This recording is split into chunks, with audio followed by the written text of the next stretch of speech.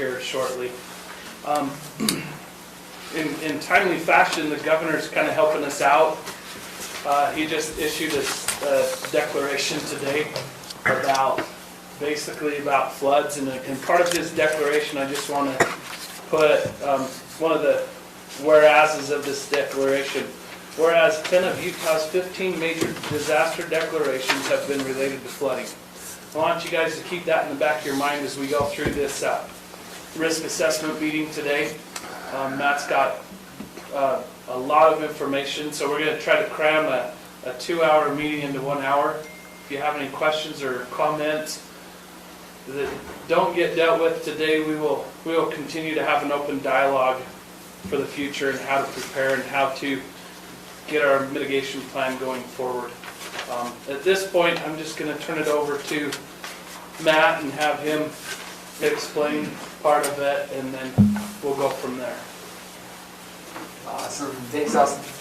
I'll be presenting over here so I can run the computer, so I'm trying to speak loud. Hopefully everybody can hear me. Like Austin said, I'm Matt Starley. I'm working with BRAG, Bear River Association of Governments. Up there to us a little bit north. I'm a graduate of Utah State University in Landscape Architecture and Regional Planning.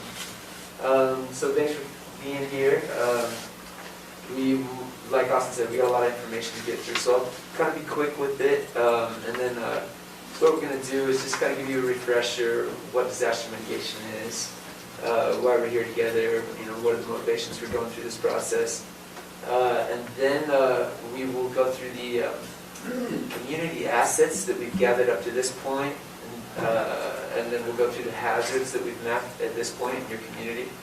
Hope to get some feedback from you guys, things that we've missed, things that we have identified wrongly, anything of that nature. And then we have some survey materials that we can send out to anybody who's interested to sort of jump on and let us know what we're missing, or maybe just kind of help direct us in the right way if you see anything that we can include. So that said, I'll jump in and start giving this presentation unless anybody has a question before I get going. So it's like no, so presentation. Awesome. So risk assessment meeting, Morgan County 2021 pre-disaster mitigation plan update. This is a process that FEMA requires that counties and communities go through every 5 years. So the last update was 2016, and we're just kind of building up to that plan and doing some nice updates here. So the overview of hazard mitigation, we'll talk about BRIC just really quick, update you where we're at in the planning process, and then talk about the community assets and natural hazards that we have mapped here. So hazard mitigation, like Austin mentioned, flooding is a huge problem. We just had a meeting this morning with Box Elder where they talked about how those issues are going to be increasing going forward in the future with heavier storm events and quicker runoff and things of that nature. So a big issue that confronts communities, much better to deal with it before it happens rather than after, and that's what mitigation is all about. Long-term action to reduce and eliminate risks to human life and property from hazard. So the idea is to protect, reduce, prevent, minimize, reduce and help. Like I kind of just mentioned, mitigation is what takes place before a disaster event has happened. So we're sort of in this pre-planning phase of the disaster management cycle. Some of the ideas are education and awareness, it's help with community engagement and collaboration, planning, I would add in there. Funding is a really big issue that we'll just jump in quickly in just a second here.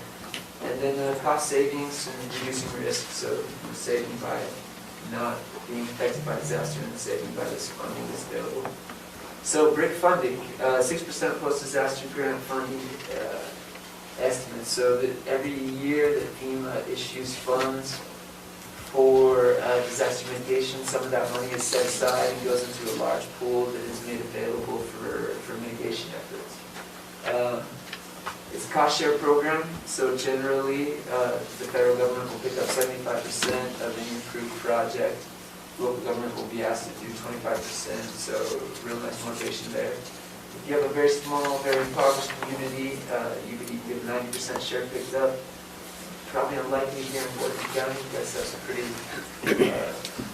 high numbers, but so if she asked and find out now. Some of the eligible activities, a lot of different types. Renovating existing structures to improve them for earthquake preparedness, things of that nature, upsizing culverts and things, just kind of a long list. And then some activities that aren't eligible, and that would be new construction projects, deferred maintenance or repair, fuel breaks, some of those things of that nature. We can get more into that when we get into the mitigation strategies portion of this planning process. So the idea is we organize our resources, we kind of form a team, we assess the risk. That's sort of where we're at right now. Our next step will be preparing mitigation strategies, and then we will review the plan and adopt it, assuming that we've checked all the boxes that we need to with FEMA and got a good thing going for us. So right now we're still kind of in early stages of the plan, where I think we're a little further along than that graph suggests, but that's just kind of breaking down the steps that we need to go through in order to get this thing finished. And the hope is that we can get it adopted and accepted by FEMA by the end of next summer, around October.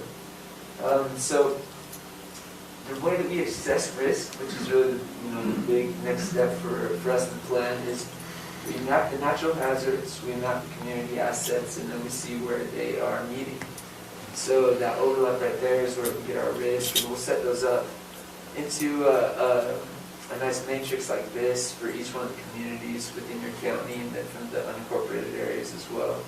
That'll give us a good idea, or at least as close as we can, an estimation of what kind of value is at risk and how imminent that risk might be. It's a big list of everything I'm about to show you as far as the community assets that have been mapped. I've got a couple over there in red that I have not been able to access myself. I'm hoping that maybe there'll be a city manager or somebody here that might be able to direct me to those, but those are mostly with the culinary water supply. So where the pipes, where the sewer lines, where the water storage tanks. We wouldn't necessarily have to include this, although it does seem like critical infrastructure that we might want to consider in this plan. So if there is anyone who can kind of direct me towards where the best source for that kind of GIS data would be, that'd be awesome. You can reach out after. And then natural hazards, we have a list of natural hazards, avalanche dangers up there in red. I've been kind of researching how that's best done. I think I've got a nice methodology figured out, so we should have that in a few days. Apart from that, we've got dam failure, erosion, flood, earthquake, landslides, steep slopes, problem soils, wildfire, and wildlife auto collision.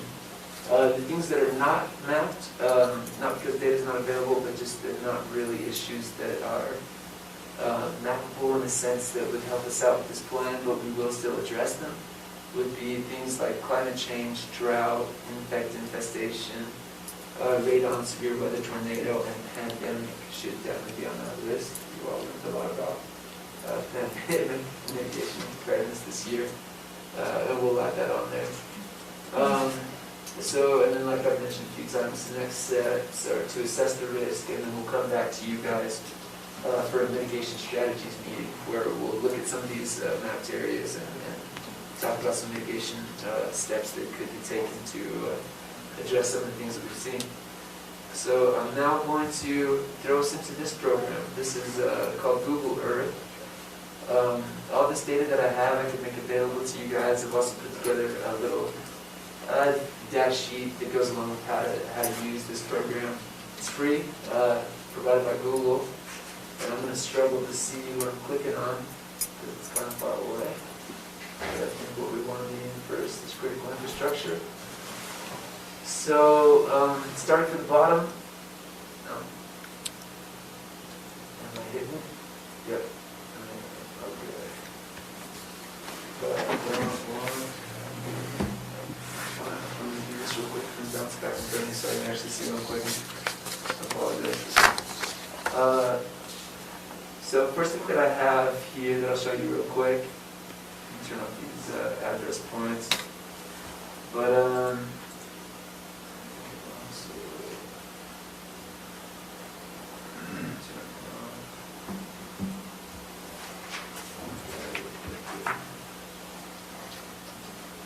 So we've got our building, I've got your building footprints, and what I've tried to do with these is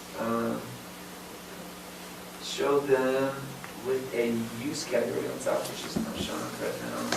It's turned off maybe. What else do we have? Oh, you guys aren't looking at it anyways, I apologize. Oh, there we go. Okay, now you can look at it. So, this is Morgan City, and what we're looking at here is all the building footprints sort of identified by their use. So these darker blue are some of your local government facilities, schools, places of worship, things of that nature. The lighter blue are some of your emergency response infrastructure, and then homes in yellow. Commercial and industrial uses are identified in red, and then a few other use designations. But what we'll do is we use that to sort of assess the value of the area. And then I've got this guy, that's just value by parcel. So really we use that as much as we can. Sometimes you're not able to use it, and it's tax assessed information. So some of these properties that are federally or locally owned government facilities won't give us a value like that, but this will kind of be a nice way that we can use to assess the monetary risk. And then we've done the same thing with your parcels. So I've tried to just match that up so we get a sense of what the land's use within the county, and here it is. And so you see residential in yellow and commercial in red. Things of that nature. So just try to identify all the homes, all the commercial businesses. We've kind of included that in the critical infrastructure. And so I'll turn off those parcels real quick, and then turn it back on. Let's see if I can click that box. Okay. And then we'll just look at some of these categories. So first up is natural infrastructure. Here we've just mapped things like your streams, rivers, springs, and any kind of open water, so your reservoirs, things of that nature. So we'll be able to include those in counts. Next up we have water infrastructure. So we've got dikes, canals, levees, wells, points of diversion, which are sort of man-made structures that kind of direct this water all over the place.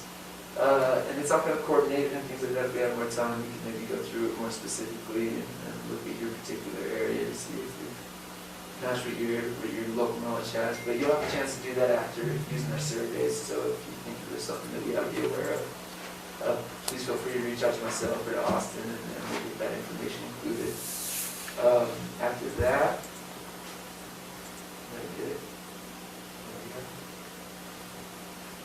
transportation infrastructure. So what you're looking at here, sort of everything that's owned by UDOT is more got a yellow colorization, whereas all of the city and county roads, things of that nature, have got these blue colorizations, and then they're kind of organized by cargo code. And then we've also got points for bridges and things like that. I'm not sure. I'm looking at it. You can see what I've clicked. Make sure I've got all the stuff turned on I want.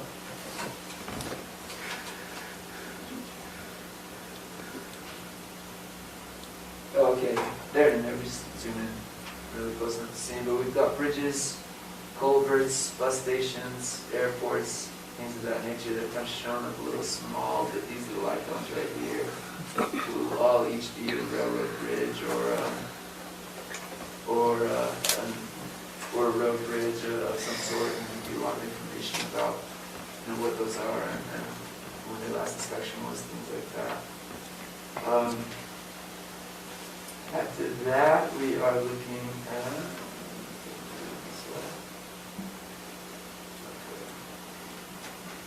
agricultural resources. So what we've got here, and I could take the time to break it down, but we've got from the water-related land use file, we've got all the agriculture that's been used, and then I've also grabbed the parcels that are affiliated with that. And then we've taken a look at the Servo soils data to try and get the soil information about areas with high-value productive soil. And so these, again, like I said, so here are your soils.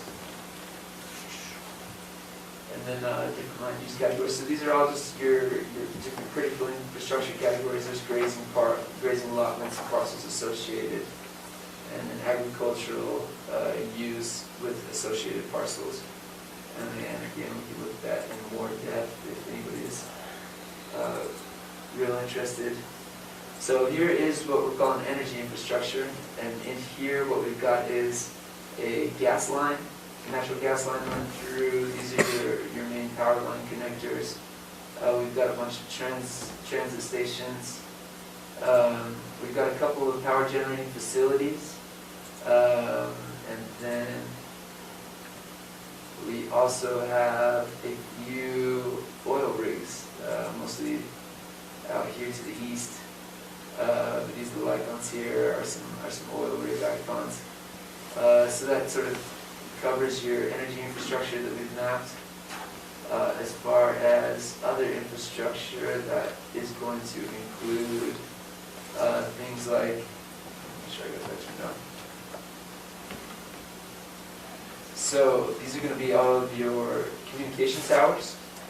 So I've got a large list of communication towers, FM transmitters, cell, those kind of guys, and those are most of those brown points up there on the hill. We've got a few mining operations out here, and then some wastewater facilities down here in the valley. We've got to qualify for that other infrastructure as well. And then I've also included some environmental quality hazard points, things of that nature. I'll try to get you through this real quick so we can start looking at hazards. Recommended. So all of these land things that have been given green are big sort of either federally or state owned areas that sort of have a rec mandate. And then we've got things like fairgrounds and any sort of parks, museums, things of that nature, trailheads, trails, some of your local trails in here, things that I can pull off, like all trails and from the Forest Service, sites of that nature. Those are some of these green lines running through. Campgrounds, boat ramps, so all the counties that campus infra. And then after that, I'm pulling it over here so I can appropriately community resources.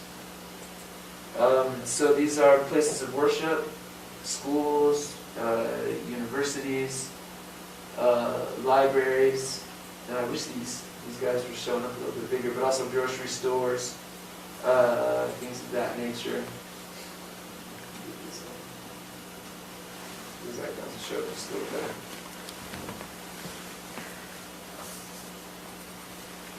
Okay, let's see if you can see those. But grocery stores, nursing homes, pre-K schools, those kind of infrastructure opportunities. And you can see in Scottsdale Valley where we have a nice community population going. And then after that, we have your emergency services. So these are things like healthcare facilities, police and fire, emergency shelter, national emergency shelter areas. That's kind of these guys over here. Ambulance stations, search and rescue, all of your emergency services. Therapy area, search and rescue guys up here. So we tried to collect emergency services as well. And the last one that I'll show you is government facilities. So not a typical, we've got the post office, the building that we're in currently, things of that nature. So that's all of the infrastructure that we have mapped up to this point. Again, you know, if you'd like to, I can share this information with you. You can check it out at your leisure or suggest anything that we may have missed. And I'll show you real quick. So Okay, go ahead. are you working with Google Earth? Is it a program that works with it?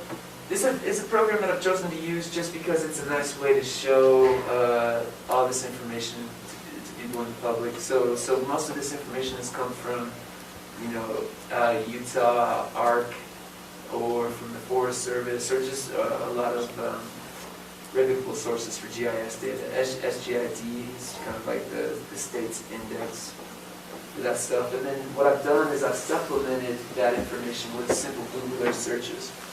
Because it's the same as Google Maps, it's updated really regularly. So if I, go in there, maybe I'll bring in the hospital data that the state provides. Then I'll go into the Google or just search hospital. So healthcare if you were to send it to us electronically, would we bring it up in Google Earth and then it would show up as a layer? Yeah, you could. All you would do is you download the program, then you would download the KMZ or KML file, double click it, and it'll open up like Okay. this. Or I can share it to you if you have some GIS folks in the house. I have all this in a GIS file as well. You have to share the database. So any of this data that anybody's interested in, we can pass that along for sure. And so flood. First hazard we'll look at real quick. So what I've got is I've got a number of different flood zones going on here that we're looking at. And internally in the office, we kind of think this is an interesting way to talk about flood risk. If I start clicking these off, what you'll see is you've got a study done by USU which identifies the valley bottoms as a flood risk. Then we followed a methodology developed that suggests soil types that suggest some flood risk as well. And then you have your FEMA flood risk zones, is that next one if I can hit it. So then that's your FEMA flood at some different, whether it be 1% or 2% flood risk. And then we have the wetland and riparian areas. And that's that green stuff that's kind of hanging out left over. That seems like a nice, an intuitive way to think of soils that are wet. Maybe it's the ones that are growing wetland plants and things like that. And then we've also got dam inundation, which is kind of shown up here real light and pink. And there's some other information that we could include from dam inundation that would suggest what might happen with some of these larger reservoirs. And so just kind of working on getting that digitized. So a few different options as far as looking at flood. We've seen in a lot of other areas that sometimes that FEMA flood risk is not sufficient.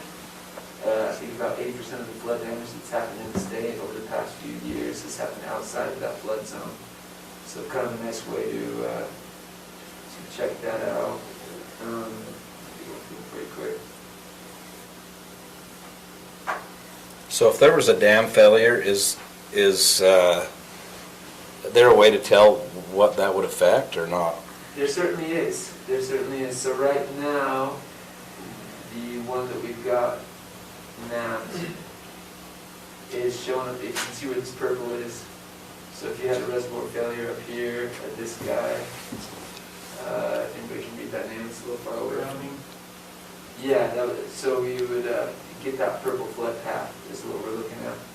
And then obviously dam failure, with one of these larger reservoirs could be very catastrophic. But we don't have that mapped or digitized now. Austin was good enough to dig out some old documents that suggested some of that information. I just haven't had a chance to get them digitized in yet, but we'll get those in there. So it would show some pretty catastrophic damage just looking at the paperwork that I've seen so far. Let me get, any other questions about flood? I'll pull up fire real quick. Yeah, so with all this work you're doing, it looks beautiful. But what benefits, with the exception of showing what's existing, and it looks good that you can overlay it and everything, but, so for example, an inundation, if we have Lost Creek and East Canyon, would producing these kind of maps help support abilities to fund to do analysis for inundation? I mean, what, Yeah, totally. So what they would do is, like, you see how we have these flood zones going over the city, you know, over Morgan City. So what we'll do is we'll go back and we'll do a risk matrix to show just how much risk there is in the city. And then the next step would be to come back and come up with some ideas to mitigate that. And that's where we'll do the mitigation section, mitigation strategy section of this report. And then within that mitigation strategies section, that's where you would get some activities like, you know, increasing flood capacity within this floodway in order to, you know, avoid damage, or increasing flood capacity at X culverts. So then you can get some sort of on-the-ground responses to this risk that we've taken the time to map out and get all geographically formulated like this. Does that help to answer your question? so, yeah, mostly, as far as funds are concerned, you're not looking for funds from the county, you're just giving us updates on what you're doing and what processes are being taken and why. Yes, what we'll do is we'll catalog it all, we'll catalog your risk, and then we'll get some information from you guys about what kind of mitigation strategies you want. And then adopting the plan qualifies you to get the funding from FEMA, from that BRIC program. Okay, that's what I was looking for. Thank you. Yeah, to simplify it, this is the process, so that we can use this as a tool. When we get this set, this is the tool we can use to approach FEMA to get funding to help mitigate our problem. Yeah, and that's their one requirement, well, their first requirement for being able to apply for that funding is having adopted a mitigation plan that's updated. So in this one, I've got the fire information. Some of these lighter yellow areas over here are previous fire occurrences. And then there's some dots as well that suggest areas that had previous fire occurrences but weren't mapped as far as like where they actually burned. How previous? Yeah, for sure. You guys are fire guys, so. Boyd, if you want to stand up and talk about the mitigation, you and Dave Vickers. Commission, this is Dave Vickers. He works for the Forestry Fire and State Lands. He is actually my old boss.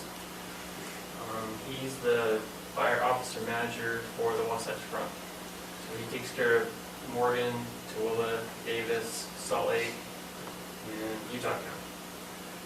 So he's just here to talk about mitigation a little bit, so you have some sort of idea of what we try to do for the county as far as mitigating wildland fire and trying to show you areas of concern that we're concerned with. Where are you getting this, Matt? Yeah, I've gotten a few different layers. Let me pull the show so I can look at it. But I have gotten your guys' wildland fire layer as well. For the ones I just prepared, this is coming from RDW, fire hazard layer.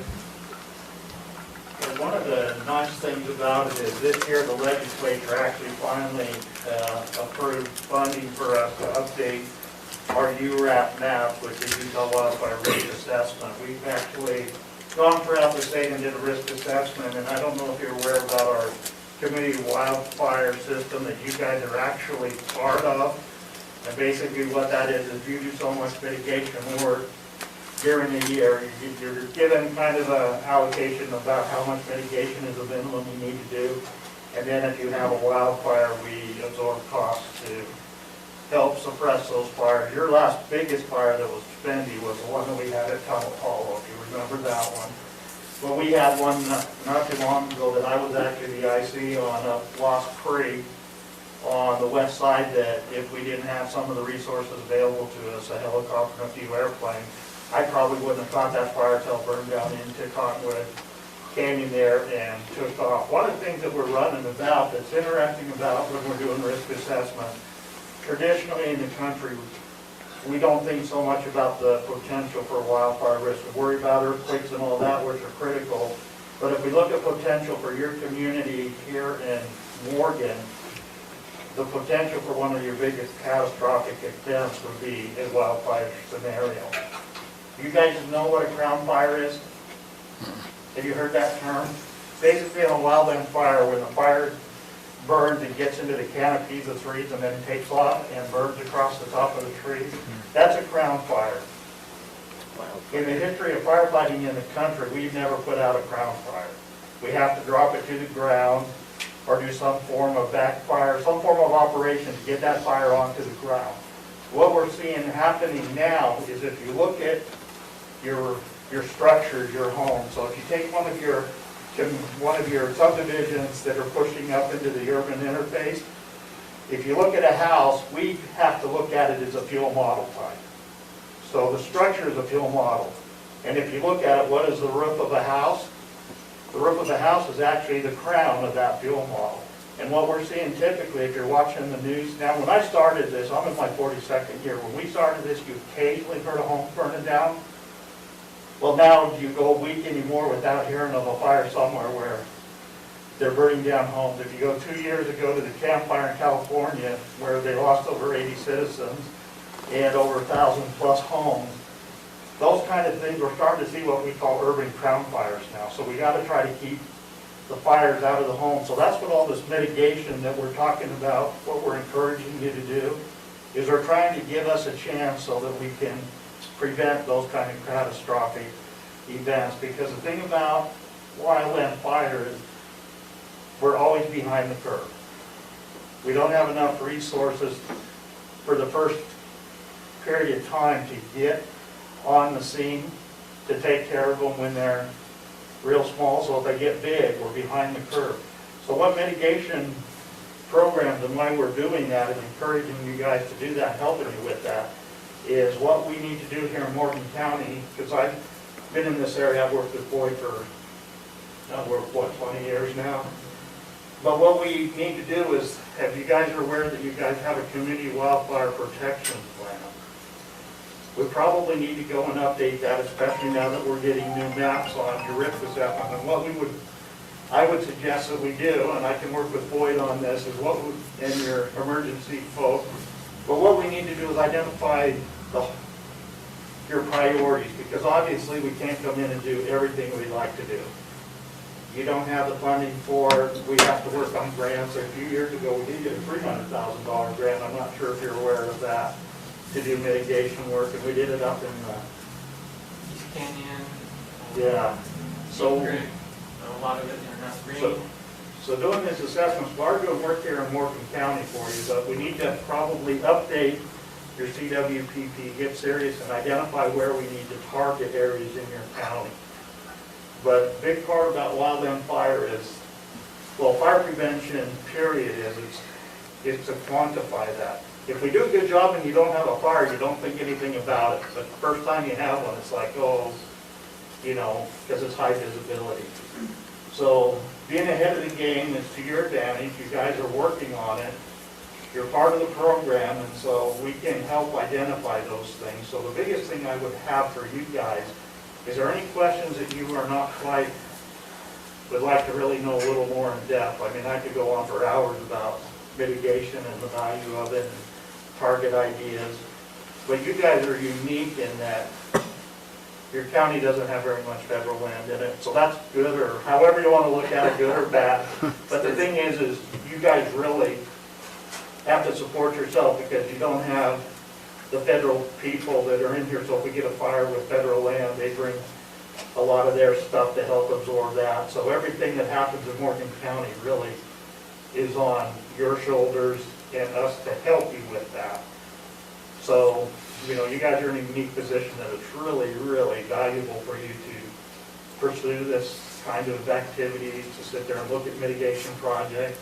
And even if they're small, you know, we're not going to put a big fuel break right across all your mountains, put a big Cat D9 line there and do it. But around your subdivision stuff, we can encourage homeowners to do their work around that home. And the nice thing about it is, you got property owners, if they do work and we go out and give them ideas on what to do, if they track their work and do a mitigation around their homes, that counts towards your participating commitment for that, for us to make sure that we can cover the bills for it. So wildfires on private lands, how is that paid for and stuff then? Okay, so what it is, if you have a fire in Morgan County, because almost anywhere in Morgan County, it's all private. Private, unincorporated, or private, within Morgan City. So all that cost is really gonna fall upon you folks. As a So, county? The jurisdictional agency, so if it's in Morgan City is responsible. If it's unincorporated or not part of an incorporated government entity, the government entity is the authority having jurisdiction. Whatever the political group that has the authority over jurisdiction is fiscally responsible for them. So yes, What's that? so yes, it's the county. So even though we don't control how they mitigate or take care of their land, we're responsible for paying for it if they light a fire? Is that what you just said? Well, like you said, if they light a fire and you go back and prove they lit that fire, then you go after them for suppression costs. But But anything, if you can't, it falls on the county. Wow. yeah, so if we have, well, if we take town hall, or anything, so any fire anywhere, it starts to impact wherever the fire is, it's gonna be the government entity responsible. So if we even get a lightning strike, well, Tunnel Hollow was started by lightning. So that fire, if it actually had worked its way down, right there. So that was, I think that's the map of Tunnel Hollow. Yeah. So if it worked its way down here and started going towards these homes and the homes that are on the road that go by the golf course and stuff, which it had the potential to do, but either way, the cost of that fire was, if I remember right, was in the 400,000 range somewhere. The town hall fire was 1.8 million. Oh, it's even, but because you guys participate in that. Because how they determine our that out of pocket.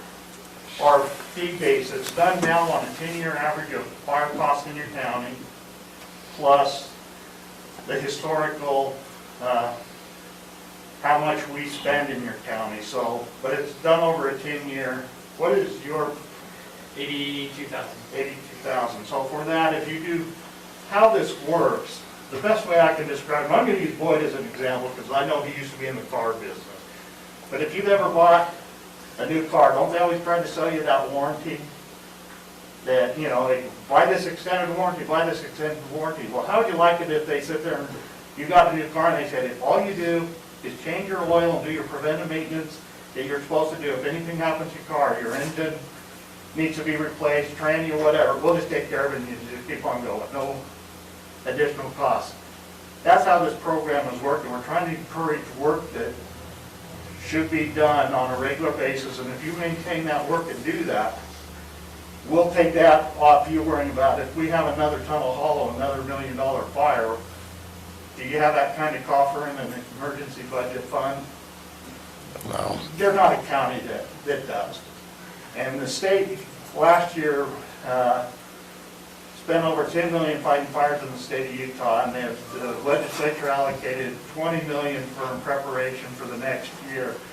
So what we're doing is, the real goal that we're trying to do is get the mitigation work. That's where the value is. We're trying to quantify it. It's tough to say that if we do the mitigation work and do some areas around the homes to keep fire from coming into them, or we get a chance to drop the fire and push it around, push the fire past the homes and those kind of things, we'll have a better potential to save the most amount of homes. That's what we're trying to do. I live in the city. I have to mow my lawn every week or whatever. We're trying to encourage people in wildland urban interface to do some mitigation. And what happens with the citizen is sometimes it's scary on overwhelming. It might be overwhelming. So we do is, well, let's start small and let's get the process going. Probably not in 5 years we'll do what needs to be done in Morgan County. But if we start now and start getting the process doing, every bit of work we do will help increase the amount of stuff. So that's what we're trying to do on the wildland thing. They're gonna happen more. Our seasons aren't summer anymore. We're having fires already here in Utah. It's now fire years, not fire season. If we had a fire today, it'll burn real well.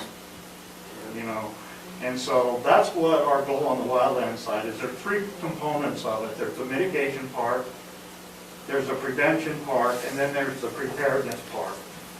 So how you help your community as a governing body is help encourage the mitigation, help with getting that done, helping with in your public works people and park people can help too. So any kind of work that will help mitigate counts towards that. The prevention is education. We try to teach the people what they can do we'll do a home assessment. If any citizen in your county called me and said, can you come look at our home and give us ideas on what we can do mitigation around it, I'll come up there and it doesn't cost them anything. We'll just do that. And usually I encourage you, this is where you start. Here's where your biggest risk is, so you don't get overwhelmed with it. But you can start here and work your way around. And then preparedness, by equipping your fire department, allowing them to as their needs, as they come in and ask for certain pieces of equipment, as they, replace equipment, keeping them so that they can at least get an initial attack. The idea is hopefully 98% of the fires are taken care of by the local fire department, and we don't even think about it, they don't make the news. It's that 1% to 2% that our tunnel hollows, the one I had up Lost Creek, that got a little exciting there for a little bit. And so the thing is if we look at your potential, it's there. And he's put together the maps of showing you our potential, but really anymore, the potential's everywhere. And I'd love to coordinate with you two and make sure we've got a potential map that you're satisfied with. I had your information. It was from 2008. You guys are doing the update. Yeah. This is 2018 from a different source. Yeah, like I say, it was a battle that the legislature this year approved funding to update that. Updated. Yeah, and the amount of information that you guys provide is just awesome. There's so much in there. But yeah, and then we'll have to lean on you heavily for the mitigation strategies section of this, because it sounds like you guys are going to be more educated on what can be done and what's going to be the most rational to do and things like that. That's where we're headed next. So do we already have a plan for our mitigation efforts for this year? So As what part we've of this been working program? on is, we've been doing mitigation since 2014 heavily. That's when we got our $300,000 grant. Since then, we've spent every dime here in Morgan County. It hasn't went anywhere else. So what I'm pursuing now is specific areas. And so I'm going for more grant money now. I've got a project in the Cottonwoods area, because we're having a lot of growth right there. Whenever you have growth, now you're introducing all these ignition sources, right? There's people, there's vehicles, there's motorcycles, there's all sorts of things. So we're picking these areas with the heavier ignition sources. And project's pinned for next year, and it looks like we're going to get about $150,000 grant for that one. All it's left to do is just take the state board up there and just kind of show them what the plan is. They really like it. They're going to buy off on it, I'm pretty sure. Okay.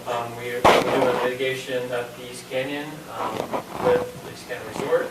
They've been very, very good. They're tracking all our hours. Same thing with Lost Creek. We're doing a lot of stuff up there. So we're doing it. Your biggest concern is the mountain green area, obviously. If we get something rolling up there, it's going to be very devastating. And with Wasatch Peaks, now you've got all those expensive homes up there. So if you get a whiff of smoke up there, you're going to get all sorts of action. I guarantee it. You're going to get aircraft and everything. And that goes towards the county's cost. So yeah, we can delegate it and get paid for it from the state, but then our PC, participation commitment match, will eventually go up because our fire histories or our fire costs are going to go up. So with this plan with the state, if we can keep costs down by initial attack, that's where our fire departments are well trained. They have good equipment. They know what they're doing. We can catch them early. Also, mitigation work, and have to make sure that the county does their side of it by making people give us that defensible space. If we can script fires around the homes, we're not going to need an air show. If we can keep the fire on the ground, we can catch it. As soon as it goes from the ground, brush to trees, now it's an air show. And that's where, obviously, we're not going to be able to afford that. So that's where we delegate it, and the state then pays bills. So does our PC client. Okay. So if we do our work, it's definitely paid off. Well, we've been doing green mitigation work for the last 2 years, and our PC's dropping each year. Did you guys use the FEMA match for that grant, or did that money come from another source? Cool. Very cool. One last thing I'd just like to bring you up to speed on. Your Morgan County warden position is vacant. We advertised for it and we only got 3 applications. 2 of them were not really qualified. I don't want to shortchange you guys. I want to make sure I get you a good quality candidate. And so what we are doing is I'm holding off reflying the position. I'm interviewing 5 good solid candidates for another position I have, it's a fire warden position. And if we come out that there's a couple good candidates, we'll probably evaluate and see if one would be a good fit for Morgan County and see if they would take that position. And so we are working on it. In the meantime, I'm your de facto warden for the Morgan area, so I feel informed. But we are pursuing it. It is active. If you want a little bit more information on it, just let me know. We'll get my contact information. Feel free to call me anytime for individual questions or if you want any more follow-up on what we're doing. But my goal is the FMO for this area. I'm kind of partial for Morgan. I love the county here. I used to be the Weaver warden and worked a lot with Boyd on border stuff and everything. But my goal is to get you somebody who especially has a good background in this type of mitigation work, so you'll have a good resource that's assigned to you guys to help Boyd, to help you as a county council to make sure that we're taking care of your needs. So that's our game plan. So we're Can I ask working one on- more question? So can you explain to me, just so I get an understanding, like on the Tunnel Hollow, that was 1.8 million, how did that get paid for then? Just, So that It's was like- a delegated fire, and so the county, or the state came in and paid for the fire completely. Yeah, we So pay the bill. to get your PC, they take your 7-year history, right? Well, it's going up to 10. Okay. It was 7 years, so the 1.8 million is still a factor in it. I think it drops off next year. If we don't have a catastrophic fire next year, that'll drop off and we will be okay. But if that falls into the equation, our PC will double. But even then, in the 10-year prediction, the high and the low get tossed out. So if you have the 1.8 million, but your next highest fire is 500,000, it will be calculated on the 500,000, not the 1.8. And where that affects, and when we're doing our research and stuff, the thing about it is right now your participating commitment is 82. So if worst comes to worst, let's say it jumps by 10,000, it goes up to 92. The nice thing about it is we're finding that we can find ways to meet the mitigation match, because it doesn't have to, I will never accept a check from you. And I've had counties try to say, well, our commitment's 92 million, here's a check. We won't take money. It has to be somewhere on the ground. So if you do the work, or people keep track of the work, that kind of stuff, that will go towards it. So you're not gonna get hit with the $92,000 bill come in the mail saying we want our 92,000. It's gonna be, here, just show us how you're meeting that. Boyd has to do a report to me that he sends to me every year of what things they've done to meet that participating commitment. So it's, we want stuff on the ground. okay. We want on the ground stuff, so we won't actually take that. But it is, and then some So other- sweat equity. Right. Sweat equity, yep, or it could be. And some counties have hired a fuel crew, for example, to go out and do work, and then what they pay that crew to go do work counts towards it too. So some have budgeted it that way, saying, well, we're just gonna hire more people and, to go out and do some mitigation. Well, we as this county wanna do this work, and they'll do it that way. So there's different avenues you can do it. But that's how it's funded, but we actually pay the actual bills. So you will never see that $1.2 million bill, unless you tell us you don't want to participate anymore in work, we can handle it. And how it Okay. used to work, that was we'd have to budget a certain amount And then as we had to deplete that certain amount out of the county budget, if we depleted it, then the state would come in and start paying the bills. This way, we can actually spend the money here, whether it's hard dollars or in kind, whatever. But In as long as it prevention. stays in the county. And as long as we prove that we've either sweat equity or bought something or taken care of what we need, then the county, the state will pay the bills. So it's a great program, it's working really well.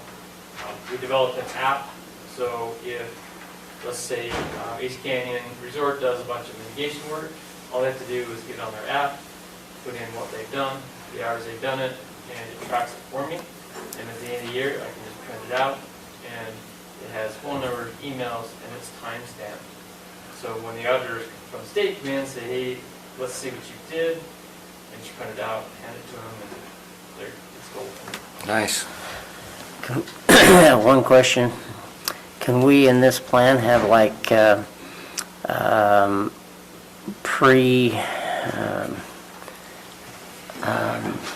planned fires that we basically try to clear areas so that we don't have as much problem with the fire? Controlled burn? Yeah, controlled burn.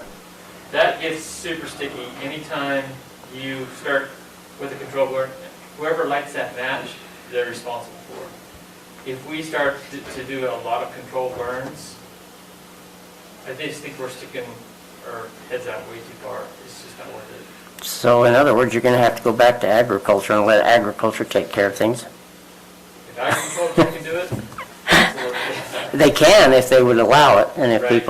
people would You're use right, it you know, correctly. I see where places have been cut off, and it keeps the fire on the ground. It really Yeah. does. It does a great job. I love it when they feed off large areas. Yeah, like East Canyon. Yeah. But a lot of them that used to be fed off for years are not being fed off anymore, so now oak brush just completely takes it over. That's where like I say, if we keep it on the ground, we catch it. As soon as it gets into the trees, it's an air show. There's a few different strategies for doing that, you know, like a fuels reduction program. And they can do it with masticating machines, they're huge machines and things like that. But yeah, once we get to the strategy section, we'll just have to lean on you guys heavily. And then we, you know, in this mitigation plan, we've really been trying to figure out the best way to show compounding risks. And there's a lot of compounding risks that go along with fire too. Like I've got landslide pulled up behind you. Once you have a fire in an area, all of a sudden the landslide risk increases, you know, drastically because you're not having all that vegetation hold the soil up there and it's charted out, just giving you a lot of material that can come down. So it's great to have you guys lead this And off. that's definitely a big thing. Post-fire costs are the thing that's hard to track, and it could be anywhere from, you know, sometimes it's more of a cost expense than the actual fire itself in post-fire. It's like my sister was living out in Santa Barbara and that's what they're doing. They fire sweep through and then they got some heavy rain and the whole mountainside came down and that's where the cost was. You know, it wasn't actually the fire as much, even though they did lose some And homes. post-fire mitigation is a big issue. And the state has programs for that too. to help that. The bottom line, we're in an environment with wildland fire, and it happens. Utah burns every year. And this year, we're anticipating, our prediction's already coming out that we're probably gonna have not a fun year again. Our winter snowpack didn't help us anything, and so we're anticipating it could be an active season.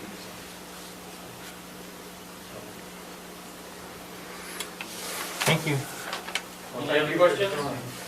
Yeah, thanks so much, guys. So, Thank you. Good.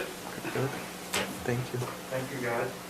so I'll just, we're getting a little over time, so I'll just put these last few things under your nose and then we'll get out of your hair until it's time to come back to the mitigation strategies meeting. And then we'll start taking some of those specific ideas, documenting them, getting them in the plan, and then we move on towards trying to get them funded.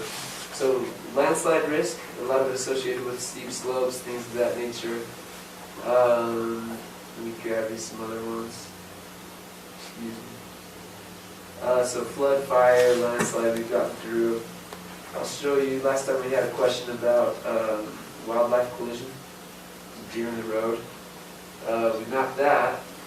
So all of these points down here are points where there's been a collision occurred, and then we did a couple of sort of density analyses that show where those hot spots of deer impact are. So really, your biggest areas down here. I heard there might be some talk about a wildlife bridge. I don't know if we could include that in the mitigation plan or something that could be funded that way with some interesting information to see. Next one I'll throw in front of you real fast. We've calculated erosion potential in a couple of different ways. Off trail and on trail. I'll just get that in front of you. It has a lot to do with the steep slopes and things like that and uses, but another one of those risks that's compounded by fire, erosion hazard. And then earthquake. Not a lot of liquefaction potential, which is often what gets mapped in these kind of things, but we've got previous events and those little dots, sort of like a suggested liquefaction type gradient with this guy. And then these are your coordinate faults, with the fault zone around it. Earthquake liquefaction? And then Looks like COVID to me. let's see. Steep slope. A little bit harder to see, but basically we've just identified anything over 30 degrees slope having potential to be an engineering issue. Kind of these big mountains that we're seeing here. And then the last one I'll show you if I can get it. Problem soils for engineering. So this is all Surgo soils data, and then we got a few different types going on. Problem soils for residences with and without basements. So this would be kind of like your hazard map for a residence without basements, if I can get in front of you. And so the only other one that I wanted to map for this was sort of like avalanche zone areas. It's kind of a hard one to map and predict, but like I said, we sort of been looking into it over there at the office. But these are the hazards that we have mapped. So this is what we're planning on including in your risk assessment going forward. So if there are things that you think that we've missed, if there's a hazard that you'd like us to address that we haven't, reach out and we'll do our best to find out whatever data is available for that. And then if there's any critical infrastructure points that you think that we've missed, feel free to reach out with any of those as well. And if you are interested, KMT data is available with a nice little worksheet that explains kind of how you can put it to use, or you can just do your own thing manually and just say, hey, you've got this tank over here or whatever. And then, oh shoot, one last thing I'm going to put in front of you guys' faces. So, communities.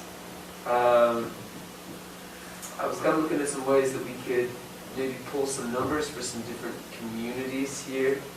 So if I can see that a little better. There we go. So we've got Morgan City there right in the middle, obviously, the municipality, and then I just chose kind of some grouping of parcels based on population, places, census data. But sort of like Mountain Green area, Milton Stafford, Stoddard, excuse me, I'm trying to read it from far. Porterville, and Croydon. So if you think that we're missing some, or if you think that that's too much, FEMA doesn't require us to do these unincorporated communities. I just thought it might be a nice way to address some of the mitigation efforts and sort of give them a little bit more of a geographic reference point. But if you think we're missing things out of that, like for instance this guy up here, we could maybe extend to include some of the snow basin area. I know that there's some plans for development in there that may or may not manifest in the next 5 to 10 years. But yeah, if there's any comments on those, be happy to fill them and any adjustments you guys recommend. It seems reasonable to me. I don't know. You have any other? All right. Okay. That's task approval. That's what I have for you guys. So if anybody has any questions, like I said, please reach out anytime. And anything that we missed, anything you'd like to include?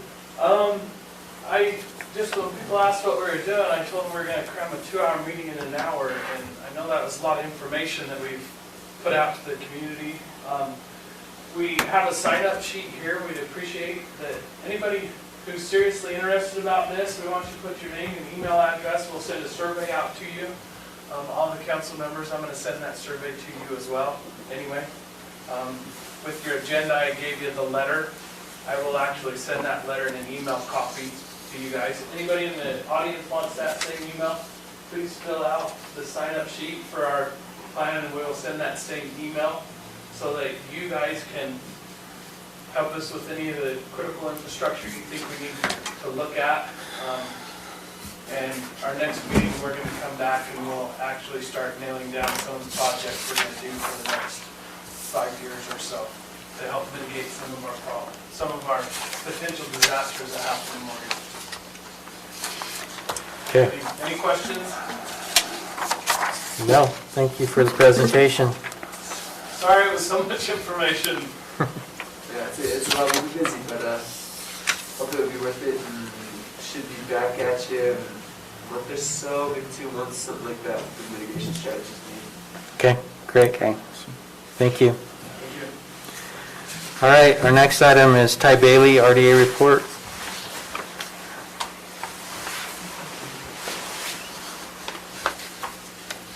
So to start by, I made each one of you a folder, so it has, you can go put that in your file, and it has the information we're going to talk about, but then we don't have to go too far in depth. So I'll try and make a 30-minute presentation in 5 minutes. So, Ty Bailey, I'm the executive director of the Morgan City RDA. So it is a redevelopment area, but it's also redevelopment agency that exists at basically the city council. So it's the same group. If you open your folders, I just put a couple things in order just to bring you up to speed on where we're at. This first page kind of gives you a little bit of the most recent history. So when I got here in 2017, kind of learned about what was going on and where the RDA was, and there wasn't a lot of enthusiasm to renew the RDA at that point. It was set to expire at the end of 2018. And so I came to the county in November, so this is the notes from that meeting in November of 2018, right before it expired, to ask the county if they'd like to renew the RDA.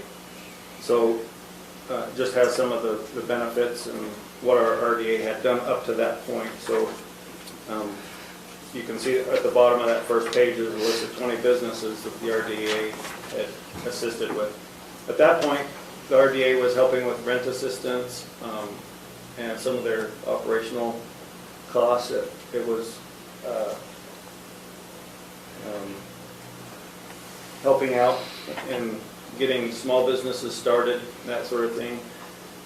What we proposed was to change it and really focus on capital investment. So our commercial street is the general area of the RDA. And at the time we had vacant buildings that weren't up to code, not up to standard. And then there's also vacant parcels that are available to build on for our commercial district. So the second page is the incentive that we came up with. And that started in January of 2019. And so you can see it has just a couple of different categories to help incentivize somebody that wanted to maybe buy an old building and rehab it. And in May we got our first application, and we've done 3 of them. One of them is totally complete. One of them is complete but has one more reimbursement to submit, and then the other one hasn't submitted for reimbursement yet. But it took the entire year's annual budget for that. They're about $40,000 a piece. But the investment has been over $1.5 million on just those 3 projects, trying to bring them back up to code, new roof, that sort of thing, ADA compliance, those sort of things. So that's kind of the overview of where we're at as an RDA. The next sheet kind of shows you the breakdown at the end of 2020, how much was collected and how much was paid out to each entity. So in bold, you can see the county, the school district, and Morgan City. And then at the very bottom, you can see how much was retained by the RDA itself. So essentially, the RDA is offset of property tax. So instead of collecting the 100% of the property tax, each entity collects 40% and gives the rest of the RDA, and the RDA is able to use that for investment in new infrastructure, new businesses. So the three that I mentioned were specific to 1 year's budget. That money's all been obligated and spent, but the hotel exists on top of that. And so the hotel's another major investment that's happened in our RDA that will increase the property value. It's not part of this report because it won't show up until next year, because it just, occupancy was what, in October? They got occupancy in October, and so their assessment will be for this year and paid in December. The actual RDA report, annual report, is included. It looks like this. It includes our RDA, which is redevelopment area, and it also includes the CRA for the dealership that received an incentive, and next year is its last year to receive its reimbursement, and then the taxing entities will start to get 100% taxable value from that project. So that'll be really nice. One thing from the report that I would like to point out is at the bottom of page 6.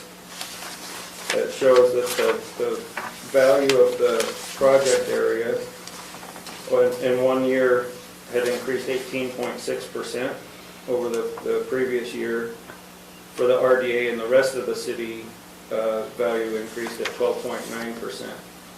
So unlike, I hear that a lot. It's like, well, we can't keep up. It's just homes moving in. It's just people building homes. But in the city, it's actually the opposite. Our commercial district is outpacing our homes. So that's I think a real positive. Not all just in sales tax and that, but it's property tax, it's investment. We've had a lot of business owners invest a lot of money in the buildings that they own and new builds, and not just in the RDA. So I think it's just a real positive as far as establishing an economic base. Then after that report, then I just included just a budget report for where we're at currently in this year's budget cycle. So we've spent about that bottom line item where it says business loans and grants. That's the amount that I was talking about that had gone to those 3 projects, and we spent about half of what we had budgeted for this year. They should all be wrapped up by June, and they should come in real close to what we had budgeted. So it's right in line with what we expected. So that's kind of the overview. Just so you know, the RDA, we have committed to do an annual report, and that's up to you if you would like me to do that in person, or I could just send a copy of this. I think I did forward a copy of this, well, with the council, it wasn't with the commission, so maybe, Mike, did you get one of these? I think so, last year. Maybe Robert I think got so. one. So, any questions about the RDA specifically, how it's So working? are they having a hard time staying within their year to get it turned around or not? No, What we do is we leave it up to them. When they come in for the proposal and propose the project, we evaluate the dollar investment, and I go through the categories and what would qualify and what wouldn't. So if they need a year and a half, they propose that to the RDA, and we can budget on that. So there's some flexibility there. Yeah. Yeah, we just really try and work with people, but, so up till the end of last year, there were really only 3 buildings that were still vacant, and the end building that used to be the grocery store, that one is totally complete, has been paid out, and is almost all occupied. So just that one building has a flooring store, a workout room, the newspaper, and Mauricio's other 4 businesses, all in the same space, and office space upstairs, and Destination Sports, which is an outfitter. So you got 5 businesses all occupying one building from that one project. And the other one is the old bank building, and it's office space and 2, so it has 4 office spaces. They do have their occupancy, and they have 2 of their 4 offices rented out currently. And then the last one is still under construction, and that's the old Buzzy's Cafe building. They finished the apartments in the back, but are still working on the commercial space. But yeah, it's been a real positive thing for the city, I believe, and for the county. So there was apparently an extension in 2018. Is that, what is the extension period? 10 years. 10 years? Yeah. We did a shorter time frame, and then we just kept that same ratio or split, so you get 40% of the taxable value, but you get 75% of whatever the new increase is. And then we talked about, when we renewed it, unless there's a big project. And so, just so you're aware, the hotel, the incentive that goes to the hotel will take the entire annual budget for the RDA for the next 5 years.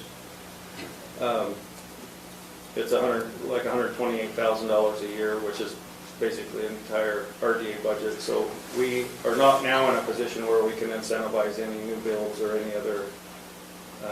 So the timing was kind of perfect to get those 3 off the ground before the hotel came. And then we committed to the hotel, but the return on the hotel is a no-brainer. Outside of property tax, it'll generate, at 60% occupancy, it'll generate about $52,000 for TRT for the county. So that's more than what the tax value of your portion of the RDA was to begin with. So, and your portion of property tax will definitely increase. It was about a $6 million project. So. Great. Any further questions for Ty? Thanks for the report. Thank you. If you have any specific questions, just contact me offline, or questions about any of our business community. I'll definitely fill you in on what I know. So thanks so much. Thank you. Our next item, Mauricio Melendez, update on the Morgan County website.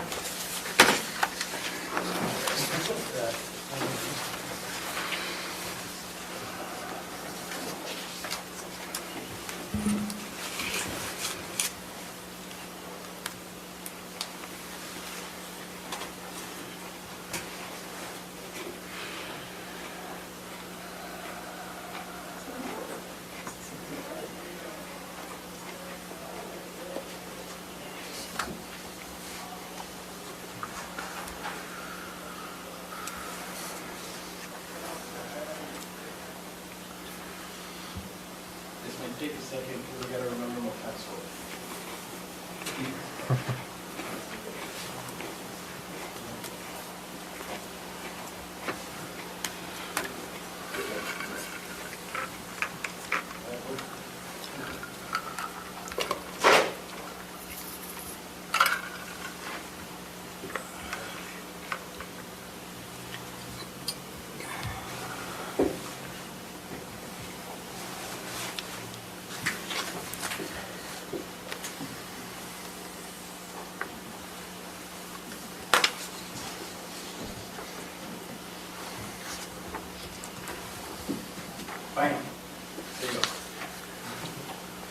So here's the website right now.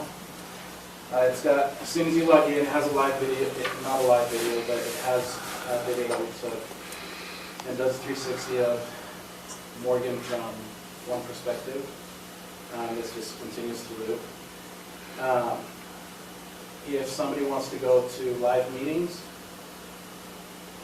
because this isn't live yet, this would actually direct them to the current meeting that is live on YouTube right now, and all the previous ones that have been on there.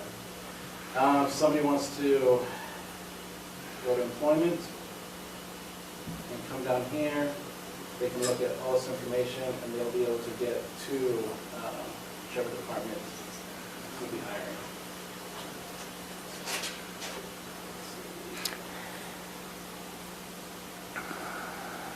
So is there something separate for, where just all current employment opportunities are listed, or do they have to go Yeah, department by that's- department? Yeah, so all of your guys' current employment opportunities, so if you come down here, this is where your guys' current employment opportunities are all listed. It says that there's nothing available, but you can tell this is still on the old website, but if you look at the domain up here is sitting on your guys' current website. I can't access this, and once I get the code to put it into the new website, then you won't see any of this up here, but you will see this area right here, because this is what sits on the other web. This is what sits on the website that hosts your guys' employment. So everything will change at that point and go to whatever he's got figured out for us. Okay. Well, and that all depends on this, because, yeah, there's something that I don't have access to yet. But the other thing that we also created is somebody wants to go get some updates on, they want to get the vaccine availability information, everything's right here. Once these become available, all they'll have to do is click on here and they'll be able to get in. If they want to print out the form, again, they'll be able to just print it out right here as well. So all these, you guys have a lot of PDFs. I got monstrous amounts of PDF. So one of the things that we did is with some of the forms that weren't state forms that have, we actually put those into where somebody can now go online, they can fill it out, and then as soon as they submit it, it goes to that department. So then that way, and in fact, and that's one of the things that we would need help with, is we just need to put in who gets those emails. So one of the other things that we put on here is, so, and right here where it says I want to, we can add, take away anything that you guys want, but people can go on here, let's see, if they click on Visit Morgan, it'll take them to the tourism website. There's the one. So let's say they want to talk to a commissioner. They click here, pop-up shows up. Now this pop-up is set up to where if they type in the message, they can type in the message, or we're going to add another box that they can actually click on the commissioner's name. But once this is submitted on the back end, it actually pulls out any trigger words, and it'll actually send it to, like if they're talking, if they just send it generally to somebody about, let's say, sewer, they have a question about sewer, then the algorithm on the background will actually pull that word, and it'll send it to whoever's portfolio sewer and stuff falls into. So, and all that stuff happens automatically and goes to the email that we show for you guys on your guys' bios. Which, if you guys have pictures, we would love to add pictures instead of just having the more tiny little bit. But yeah, this is just a quick way people can access some quick information. Some of this stuff like pay utilities, right now, if they click on this, and it'll take them to Express Bill Pay, which is something that is on the website currently. They come down here if they want to go to, let's say, emergency services. Here they can, everything that you see here that has a button can be modified. Somebody sends me an email and they just want to change what it says, something like that, it takes a couple seconds. But they can get burn permits, look at what the latest fireworks. And the one thing that makes it real easy is on the back end, so I know that Jeremy and Brandon are the ones that are going to be handling a lot of the stuff on the back end. And I've told them and told you guys before, anything needs to be, if we need to jump in at any moment, everybody knows where I'm located, and you can always just call, text, email, whatever. I'm easy to get a hold of most of the time, if not send you a text. But here they can access all of this information, all of the images. So one of the other concerns is all the images that we use, they are not just off of the Google search. So we have all the rights to use these images, is what I'm trying to say. But everywhere you'll see, they'll be able to contact you, or contact whoever is in this department. And this, in emergency management, the emergency services section, we kept this here just as a part of the images. It switches screens, so that way they can always have, whoever's looking on these pages can have quick access. And one of the other things that we did is we switched the way we can search stuff. So if you go to government, everything that is an elected position is going to be under government. And then whatever their responsibilities are, the assessor, the clerk, they can click on these and it'll take them to the page just specific to them. Services, like a lot of these, most of the lower half of these just link directly to those websites. Because they don't sit hosted on your guys' server either. These are the different departments. So just made it easy to access once they get to the home page. They can go on here, hover above, look at the different menus. If they want to go to planning and development,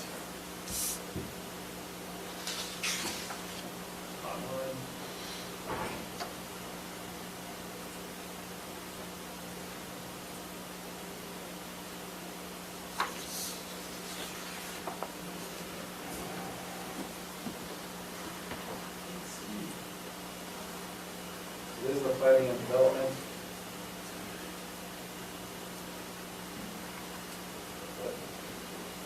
It's fine.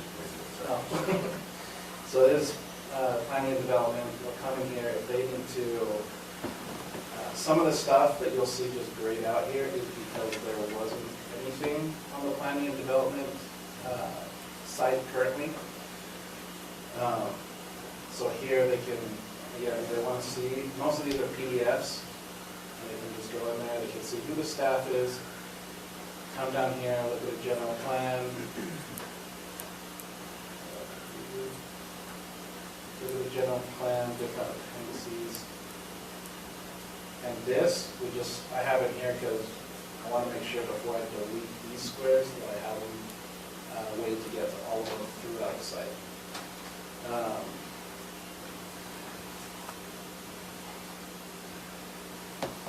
So some of these, like economic development, under construction, business, under construction, building, someone's looking to build here,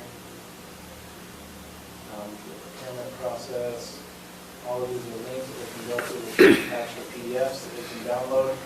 And that was another question is, so on these ones right here, these forms, we can, I just wanted to make sure with you guys, that these can be easily converted to just be online forms that somebody can click on, they'll fill out the form online and send it. In fact, we can create it in a way that if somebody comes on here, starts filling out the form, gets halfway done and leaves, it'll act, when they come back in, it'll actually pick up where they left off.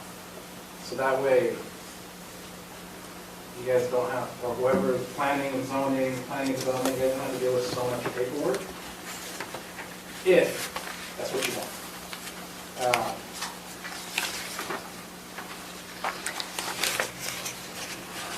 I would like, maybe it'd be easier for me to be able to get through. I'm just saying to Mauricio, it would be easier for me if everything was just easily put in there.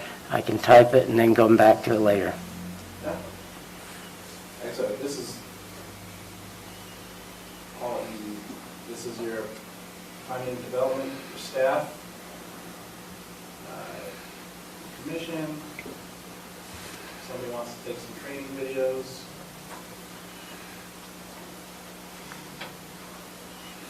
Questions? So I saw the reference to ordinances under the planning department, and that likely takes to the development code. Maybe it's the entire county code. Is there any other location on the website where people can find the county code? Is that on this one? Yeah, there's ordinances. I think there was another place where I saw up above a reference to the code, but Would be right here? yeah. Yeah. So they can access this here. They can access it. This is going to be gone, so this won't be here. So everything that's below this yellow, orangish button will be gone. But this will be accessible once they come to the planning and development site. It'll be right here so that they can look at it. And if you guys want, once they go to the home page, you can also add it as one of these. These ones are here, your quick reference, what people go to the most, what they want to, we can put it in here. That's what I'm saying. I would put it in there. I mean, I'm a land use lawyer, so I'm typically going to look for the land use code, and it's frequently under the planning department, but other people look at the Morgan County Code for a variety of other reasons. And from my perspective, it's just much easier if I can get to it very readily from the home page. Yeah, and that, I can add that. Like, it will take me 5 minutes to add that. So everything here is pretty much ready to be deployed. There's just a couple things where it needs to link up to what you guys have on your server. But So how soon could that be done to where it can be done and put online? a day or two. Okay, So it could be live by the end of this week? then do it. Right now, the way it's currently built, it could go live right now, and then we just add the connections. But, Well, I'd ask you to coordinate with Jeremy on Oh, yeah. doing that and getting that rolling forward, it sounds like. Are there any other questions for me, Sue, or with respect to the website? Is there a way to track the highest traffic use on which of these things are clicked the most, and we can, Oh, yeah. okay. yeah, so once we launch this, we'll have the analytics put in there as well, so we use the Google Analytics, and on there you can watch it as it happens live when people go onto your site, and you can go and look at the historical data, and it'll tell you which sites get the most traffic. For example, for the Morgan County News, we get around 15,000 hits a month just off of our sports page. So, and all that information is collected from Google Analytics. So whatever gets the highest hits, we can kind of organize and get to the front. Yeah, and it puts it, so on the report, it'll put it in order as to what gets the highest to the lowest. And then the cool thing is that if you work with analytics, you'll be able to see the flow of somebody who's coming to the website. And then if all of a sudden they drop off, or the bounce rate, and the bounce rate just means if people go to the website and leave real quick, then you're going to have a really high bounce rate because they're just going on and off and going by mistake, or they didn't get the information they want.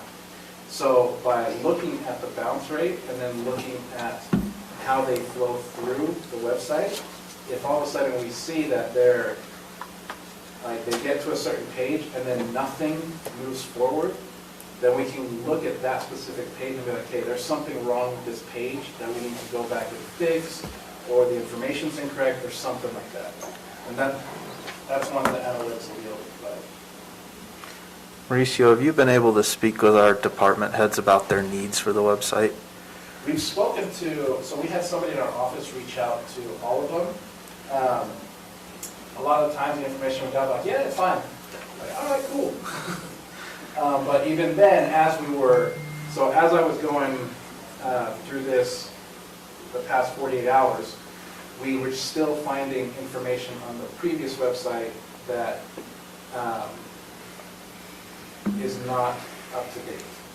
So we scrubbed that information from this rollout, and that type of information is like names of people who are employed, which we know for a fact are no longer employed.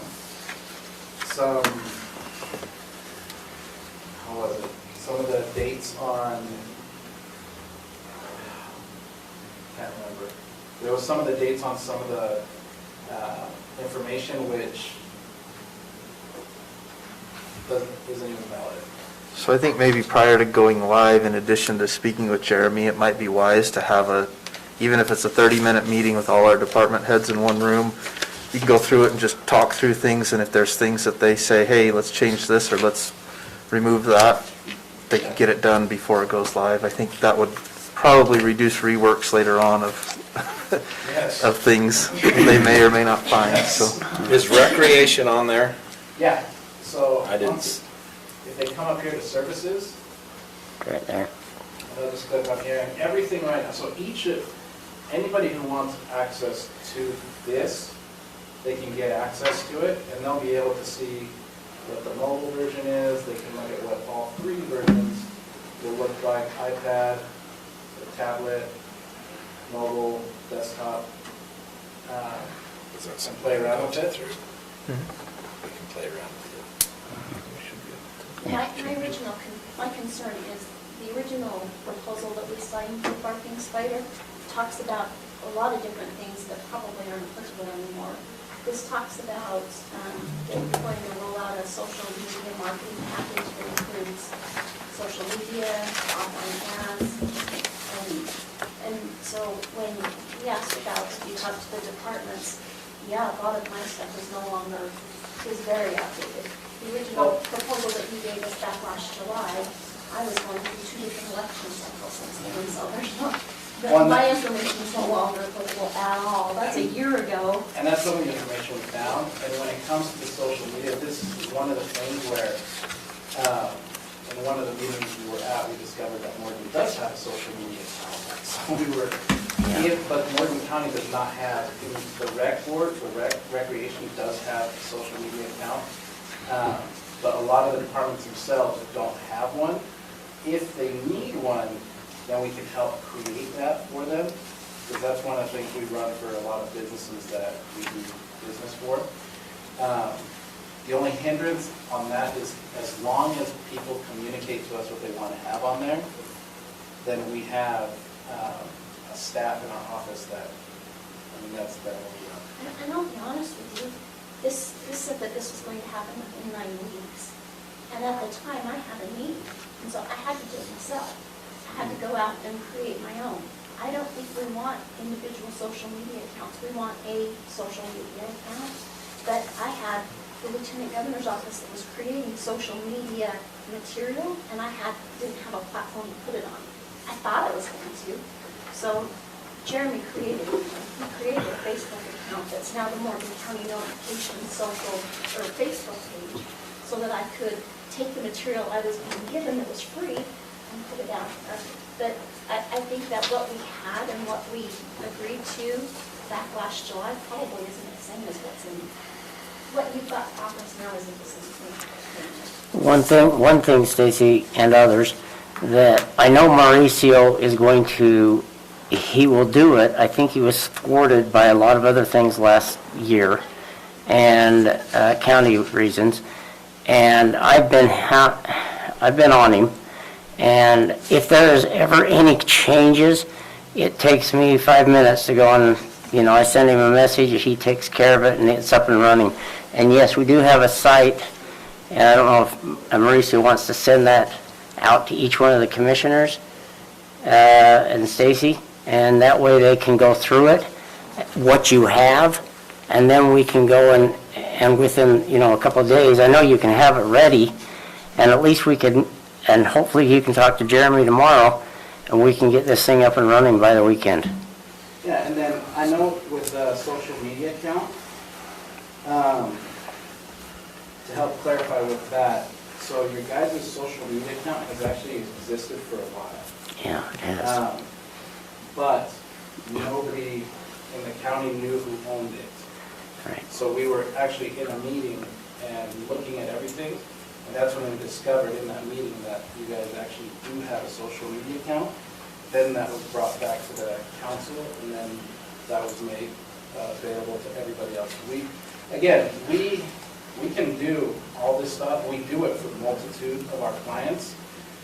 Yeah, this took a little bit longer, a lot longer than what we originally anticipated, but we also had to lay off staff. We also had coronavirus that eradicated a lot of our business. So, yeah, there was a lot of delay, and we apologize for that, but for the product that we delivered, which is literally a couple clicks away from being live, I mean, it's going to make information a lot more accessible to people. It's going to make information a lot easier to find. And like I said, for us to make modifications, because I understand, you know, Jeremy and Brandon, they have a lot of stuff that they have to do on their plates as well. But that's one of the reasons why we were hired. If there's modifications that need to take place, then we just need to be made aware. And we have clients that text us, message us on social media, use a variety of avenues to contact us, and it's taken care of within minutes, if not seconds, depending on what workload we have on the staff that day. And the nice thing is I know it can be changed in a second, so whatever it's going to be ongoing. It's not just done and it's over with. It's going to be ongoing. He worked with one of my own business, other accounts that he did, and it, you know, if there was something that needed to be changed, we changed it. So, since I'm new and don't know what you were paid and what that entailed, so is that included to change all these things for how long? Forever. So, yeah, well, forever. There are some things that were listed in the original proposal that are annual things that have to be paid. So like hosting, that's on an annual basis. Some of the other things that have to happen annually, and it's all in our proposal that we originally. Always have this.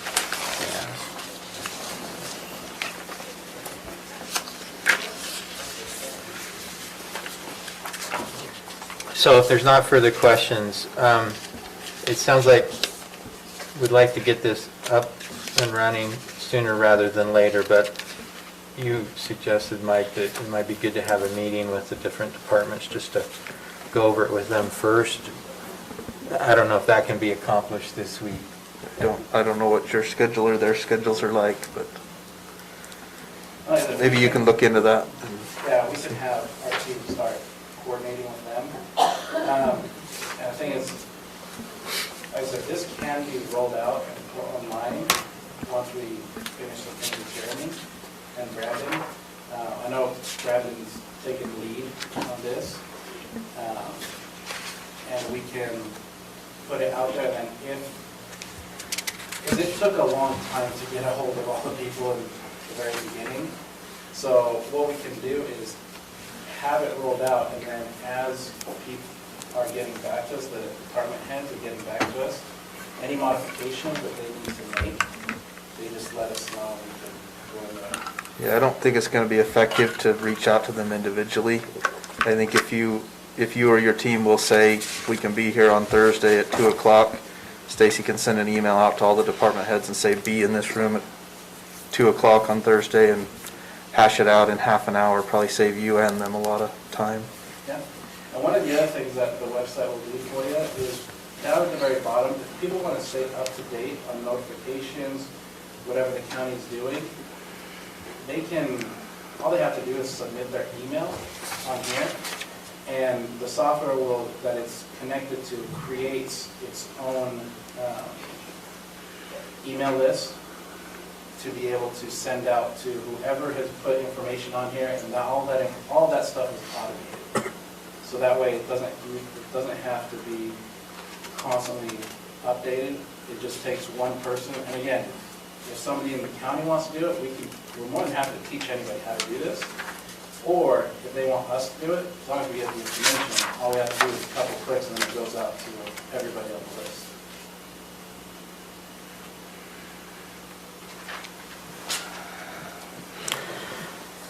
So is the preference to have it up and running and then have them schedule, or do you want them to try to schedule something, as you suggested, Thursday at a time or whatever, that you can be here and then have at least as many of the departments come and you can review it with them? Well, I can have somebody start calling them tomorrow and see if they could be here for a meeting on Thursday. Again, I think if you just reach out to maybe Stacy, she can send an email to all of them and have them here.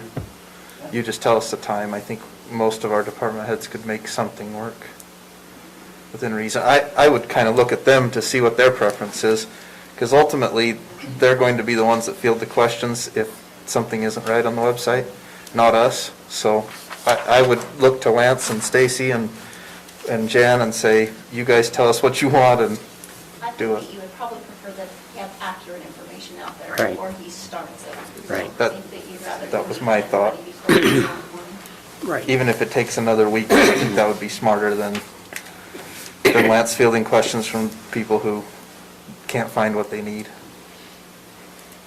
So, okay. That's reasonable from my perspective. Any Yep. other concerns on that? Nope. Okay, please coordinate that and we can get it up either this week or the next. Thank you. Thank you. Yeah, thank you. Appreciate it. All right, so that brings us to public comments. Anybody? I have a public comment, if it's a public comment period. It is the public comment period. Yes. Sorry, I knew I was going to miss it, thank you, Chair. Tina Kelly, Mountain View.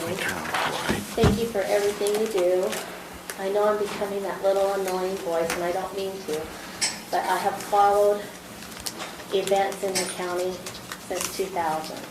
I've attended meetings since I moved here, and I'm really got an interest in the community and how it develops. So that sometimes I have a lot to say.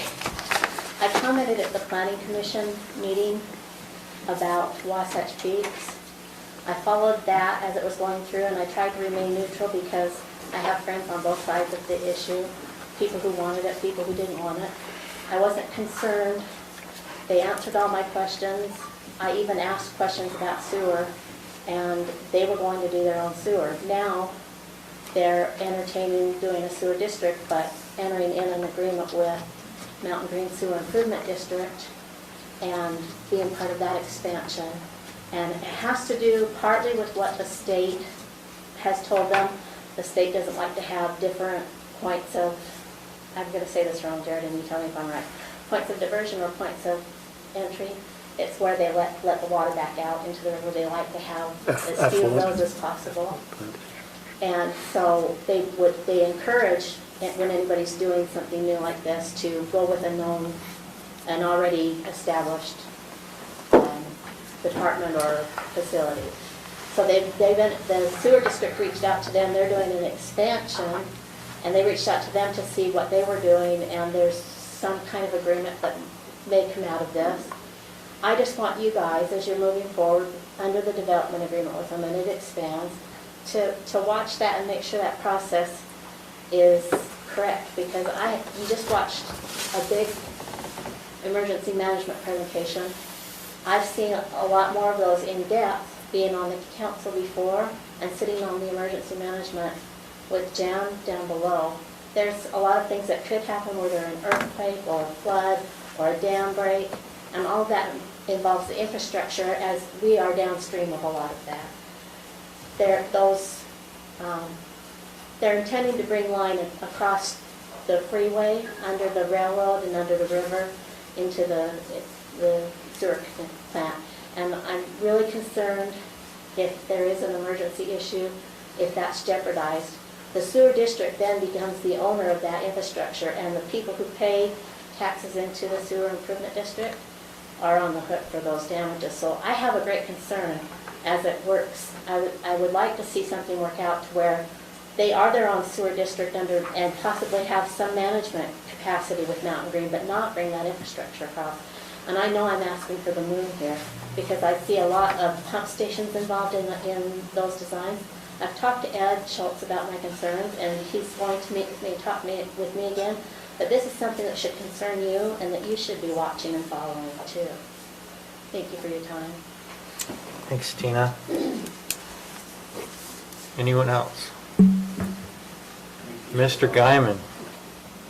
Is that Mr. Farmer? Farmer, sorry. You know what? It's been too long, Dana, I probably. Well, that's because I have a mask on. Do I need to keep this on while I speak? No, you can take it off. Okay. For the members of the council who don't know me, my name is Dana Farmer. I live in Mountain Green. I'm here because I represent some parties in litigation as defendants of lawsuits brought by Wasatch Peaks Ranch. One case is on appeal. It has direct relevance to the decision that's being made tonight.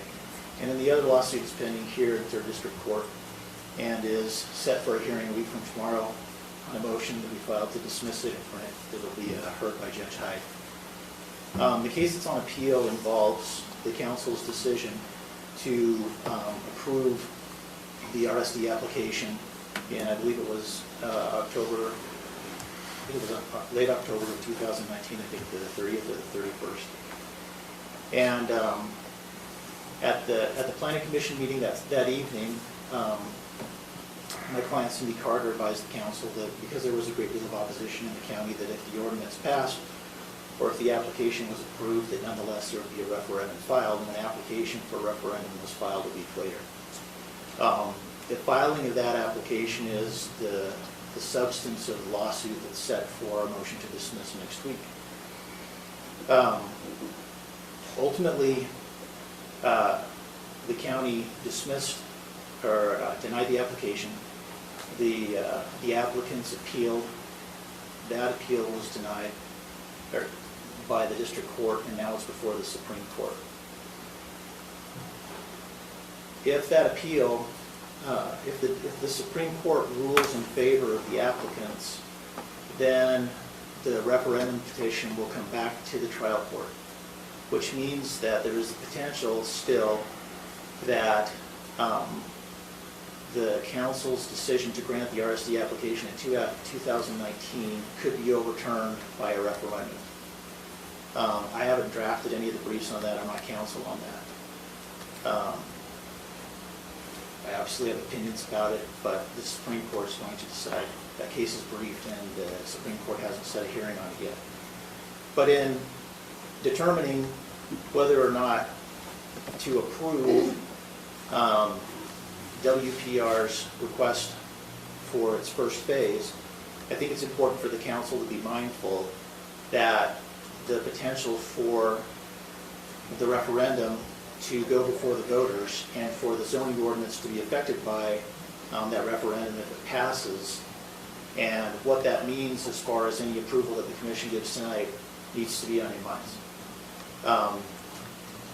The fact that I've talked to our land use attorneys at my office, and they said, well, just because the case is pending on appeal doesn't mean that the council can't approve the application tonight. But if the referendum ultimately comes back down and is passed and the vote goes and there is and the ordinance is overturned, then that's going to be something that the county has to deal with. So I think that that needs to be something that you consider. You need to be mindful of the fact that the RSD application still has the potential to be overturned and how that affects the decision making that you have specifically before you this evening.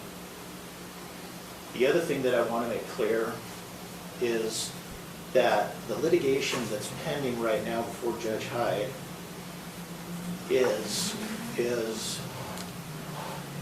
premised on the notion that instead of legitimately pursuing the referendum, that Ms. Carter and the other defendants in that case intentionally filed what they knew and understood to be an invalid referendum purely for the sake of creating undue expense for Wasatch Peaks Ranch.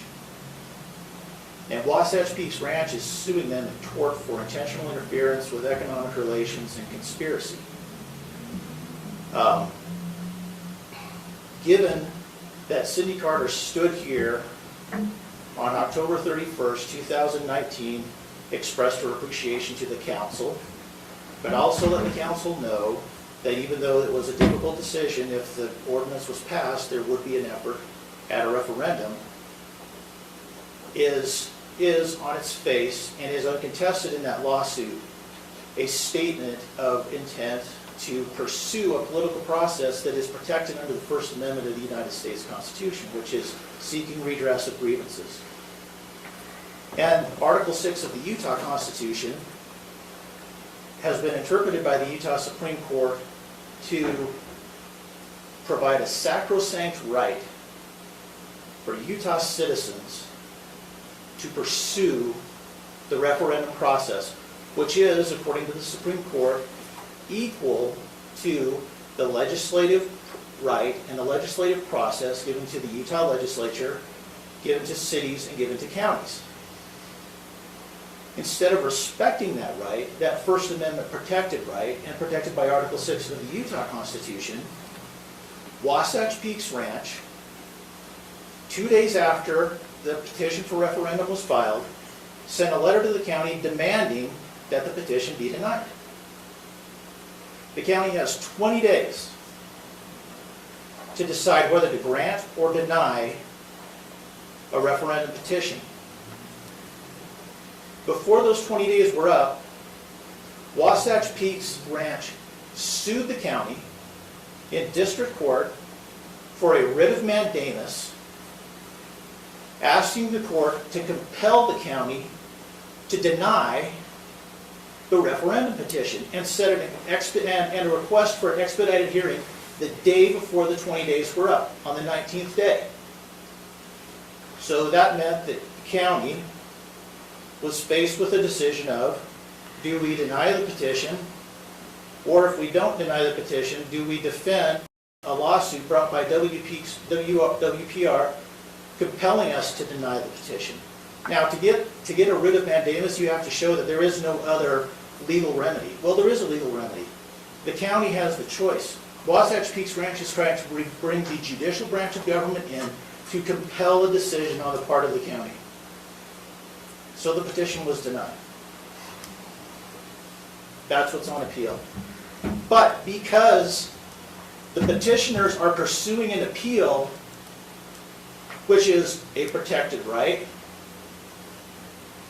they are accused in this lawsuit of not legitimately seeking a political end, which is to put the decision of the commission in front of the citizens of the county. Instead, they are accused of intentionally filing a flawed petition so that they could just make things expensive for WPR. So that they could just drag WPR through an expensive litigation process. That's laughable. Point of order. Yeah. Normally, we limit these public comments to 3 minutes apiece. We are not litigating cases in public comment. I appreciate Mr. Farmer, but this is completely out of line. We have counsel in this case who's not sitting here. I'm assisting them. I mean, we could stay here all night, or we can say you had your 3 minutes, let's call it good.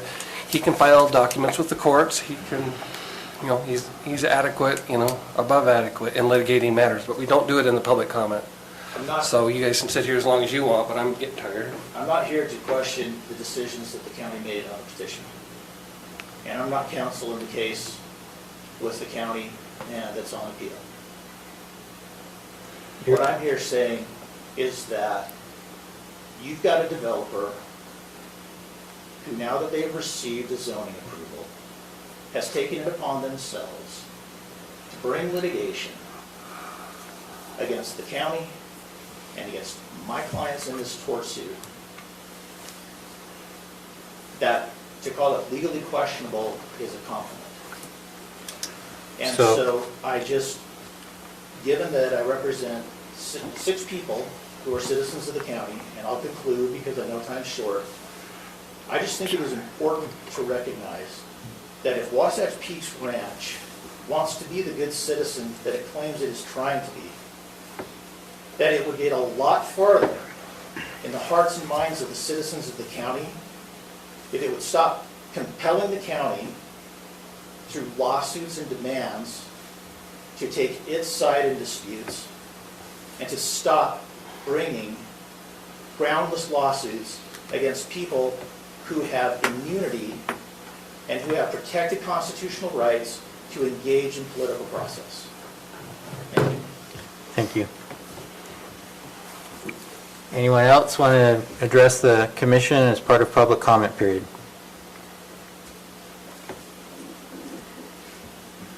Okay, we'll move on to our actions items. The first is Mr. Evans, appointment of the Peterson area representative for the Morgan County Planning Commission. I believe there's 3 candidates, Mr. Lewandowski, our current planning commissioner, Ms. Sessions, and then Ms. Croft. That is correct, and we're just here to, we postponed this Peterson's seat. You appointed Dustin Little at your last meeting, but we wanted to make sure you had time to review all 3 applications, and so we're just asking for, it's up to you guys on the recommendation of who you'd like to be on the planning commission. So thanks to all 3 of the candidates for their proposals. I appreciate each of them being willing to serve. Planning Commissioner Sessions has been on for a period of years and is very experienced and versed, frequently acts as the co-chair with respect to the Planning Commission, and I appreciate her willingness to continue to do so. The other candidates also have unique qualifications. Are there items that you guys would like to discuss or a preference in how you'd like to move forward with this?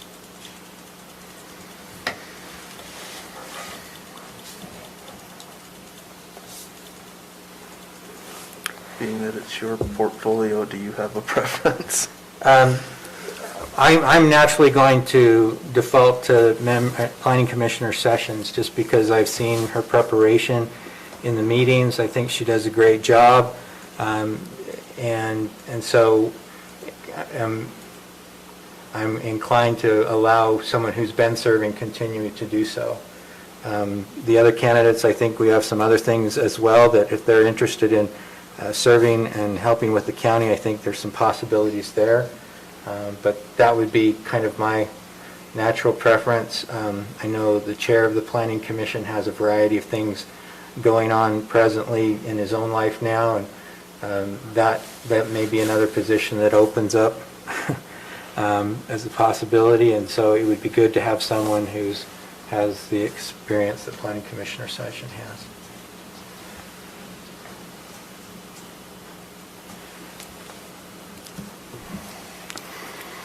I would just like to say with her knowledge, with Debbie Sessions' knowledge, I think it's invaluable for our county. And somebody else is not going to have to learn all that.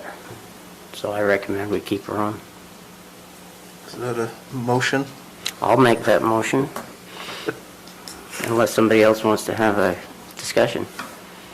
I'll second your motion for the sake of discussion as well. Okay, so there's a motion by Member Fackrell, seconded by Member Newton to appoint, reappoint, I guess in this case, Member Sessions, or Planning Commissioner Sessions, to continue to serve on the Morgan County Planning Commission. Any further discussion on that or questions? That's Commissioner Fackrell and Commissioner Newton. No wonder I get it wrong. I guess my only question would be is Duly noted. Correct. I stand corrected. since this is the first time I've been involved in this too, that's it's just done this way, like, Yeah, I think this is the. I mean, I've had a second time- chance to look at all the Yeah. qualifications, but I also assumed that you would discuss those kind of things, and I don't know, it wasn't even, like, Lance, doesn't he share any of his information and knowledge and things with what he thinks, or how's that go down? Well, you're How does this certainly willing normally to ask happen? him. Yeah, you can definitely Yeah, ask you're him. welcome to ask. So how's your feelings? What's your feelings on the whole matter? And I'm going to be even more political than, I mean, it's up to you guys. It really is. It's a county commission appointment, and it's from you guys to us. I'm happy to work with whoever you'll want to be on the planning commission. We've got a good group of people, and they've been doing a good job. And so, that's good, but it's entirely up to you. Okay, well, I guess I'll default. Many of our to planning your- commission members have served multiple terms. I mean, I was appointed for 2 different terms when I was there. It's common. Well, if I could say, I mean, Commissioner Little was hesitant about re-upping, but he had learned so much in his first couple of years serving, and he had, came in to fulfill at the end of the term. It was good to see that, he's just getting up and going, and it was nice to see him re-up and want to do that. Usually we don't have 3 applications. Yeah, I was going to say, I think the last ones we've This is a been new through, experience. It's been one. there's only been the existing member, so. Well, I just didn't know if the people came and This is the process, and shared, or, and I've never heard anyone who wanted to who was crazy enough to want to re-up, not re-up. So historically, anyone who's on there and up to speed, if they want to re-up, and they make that vocal, it's always been that person that stayed on in the years I've been here, so. As long as they're doing a good job. okay, well, I trust your judgment. Okay, if there's not any further discussion, then I'll call for the vote. All in favor? Aye. Any opposed? Okay, thank you.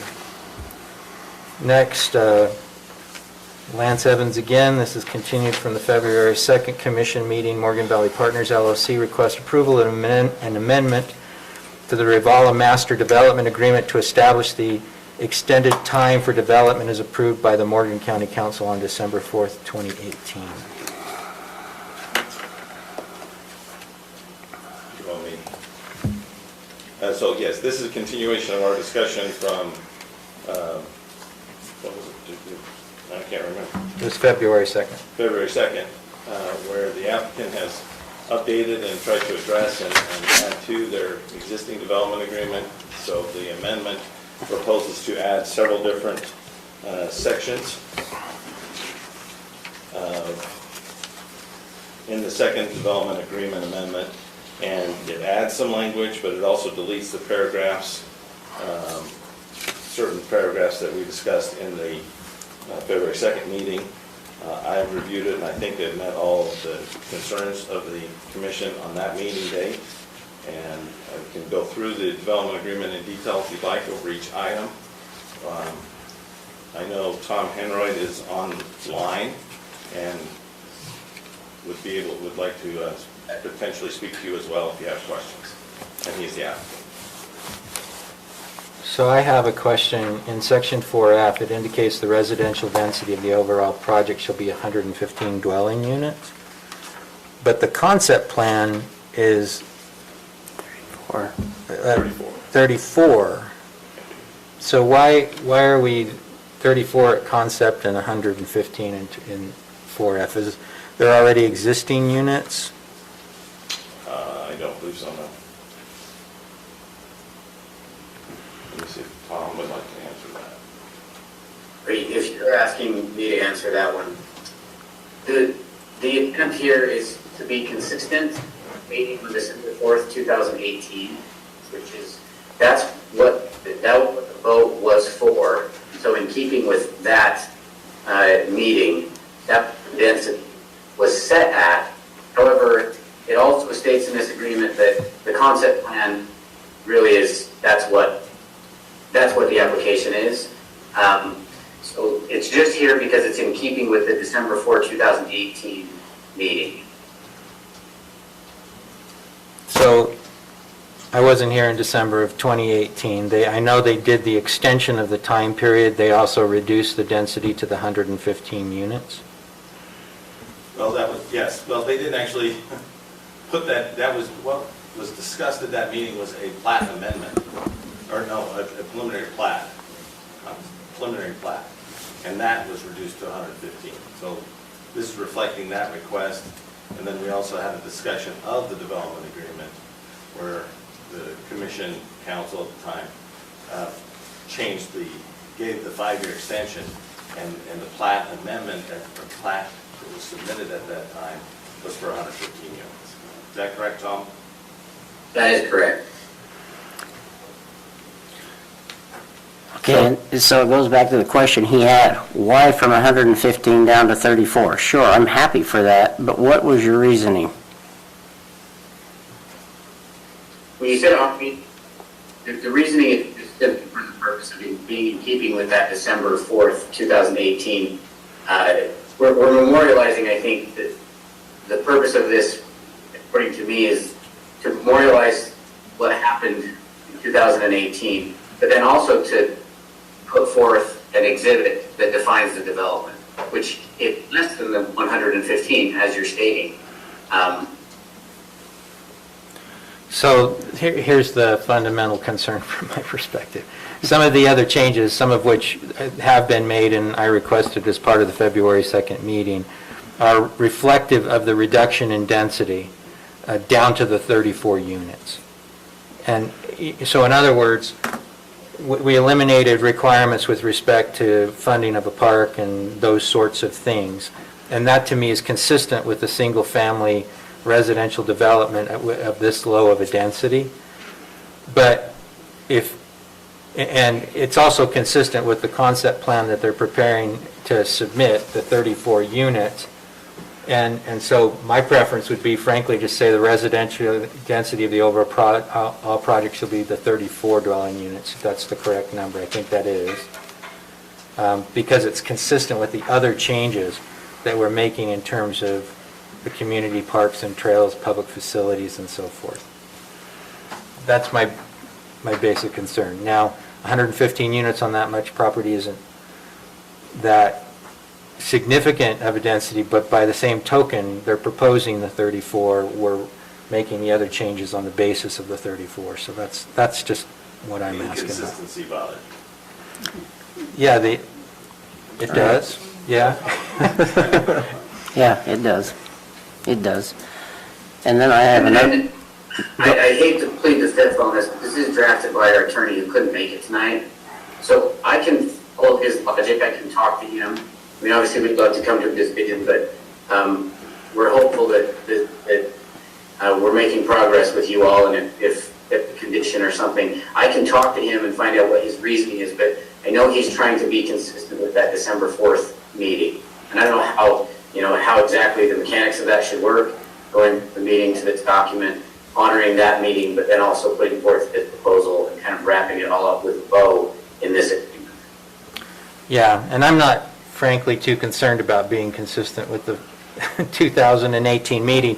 This is an amendment but that we're ending to in 2021.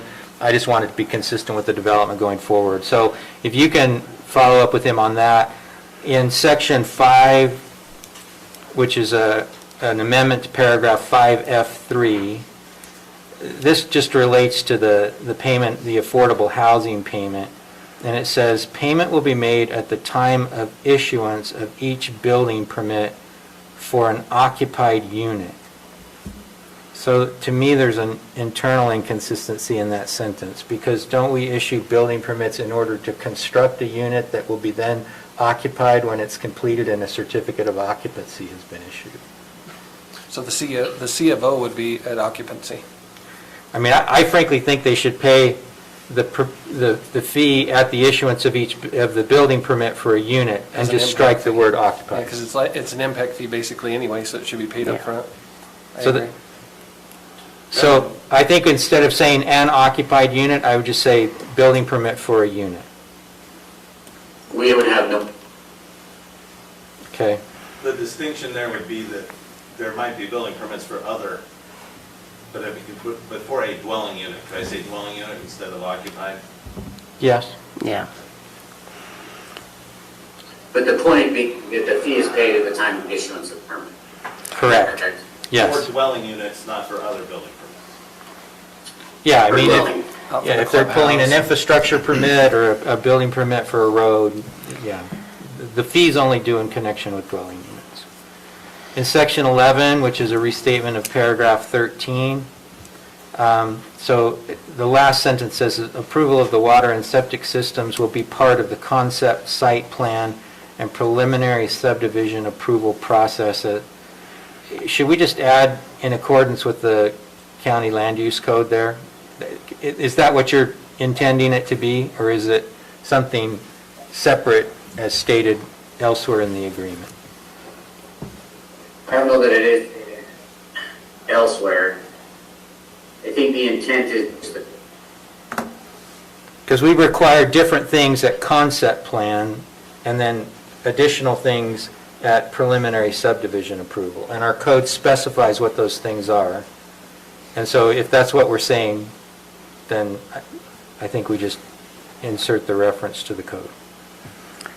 Well, I don't think we have a problem implied that we have to follow the county code regardless. True? Correct. I don't want it to be read as being some alternative thing. And then the dates for the jurats are all stated in February, and we've rolled into March. Any other comments from any other commissioners? Yes. Okay. I was wondering, I know this is not concept plan yet, right? Is that correct? Right, this is an amendment to the Okay, development. amendment to the development agreement to extend the period to go till December 2023 or 2024 now, right? I think it's still stated as 2023. Okay, 2023.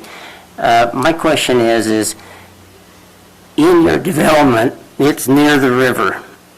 Are you going to still provide trails along the riverbanks, or are you not? No, the portion of the former development agreement, we will not be providing those trails, those provisions have been deleted. I'm going to request that you do.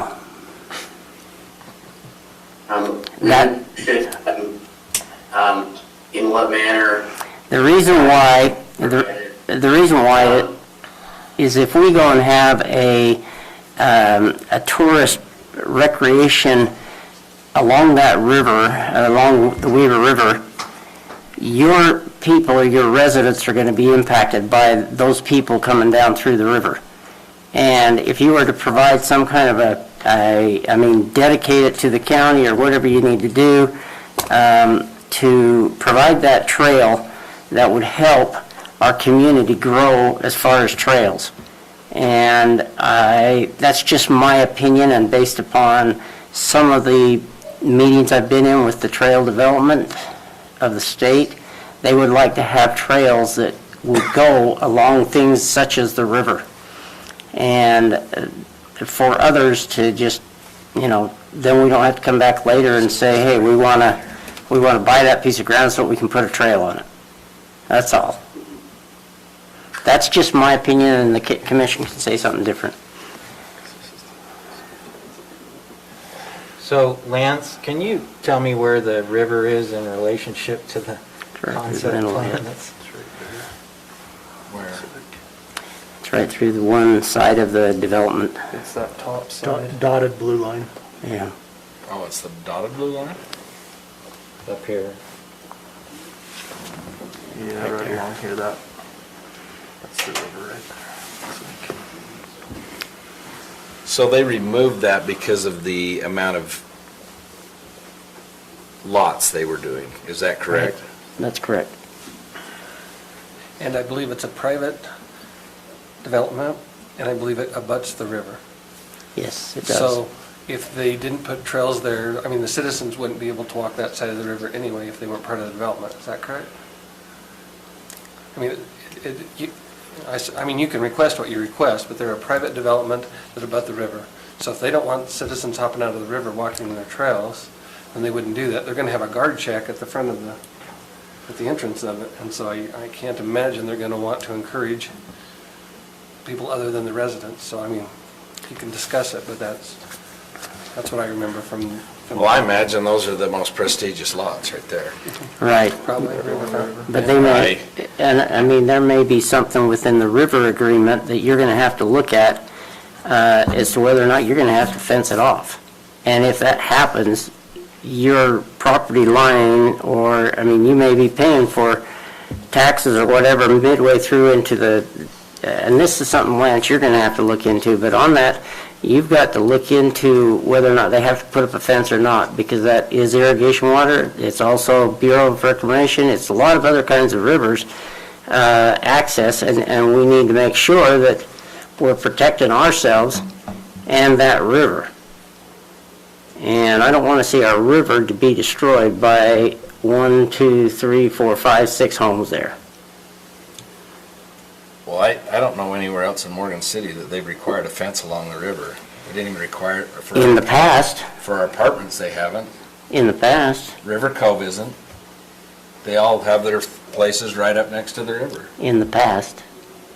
I'm just saying it may be something in the future that will happen.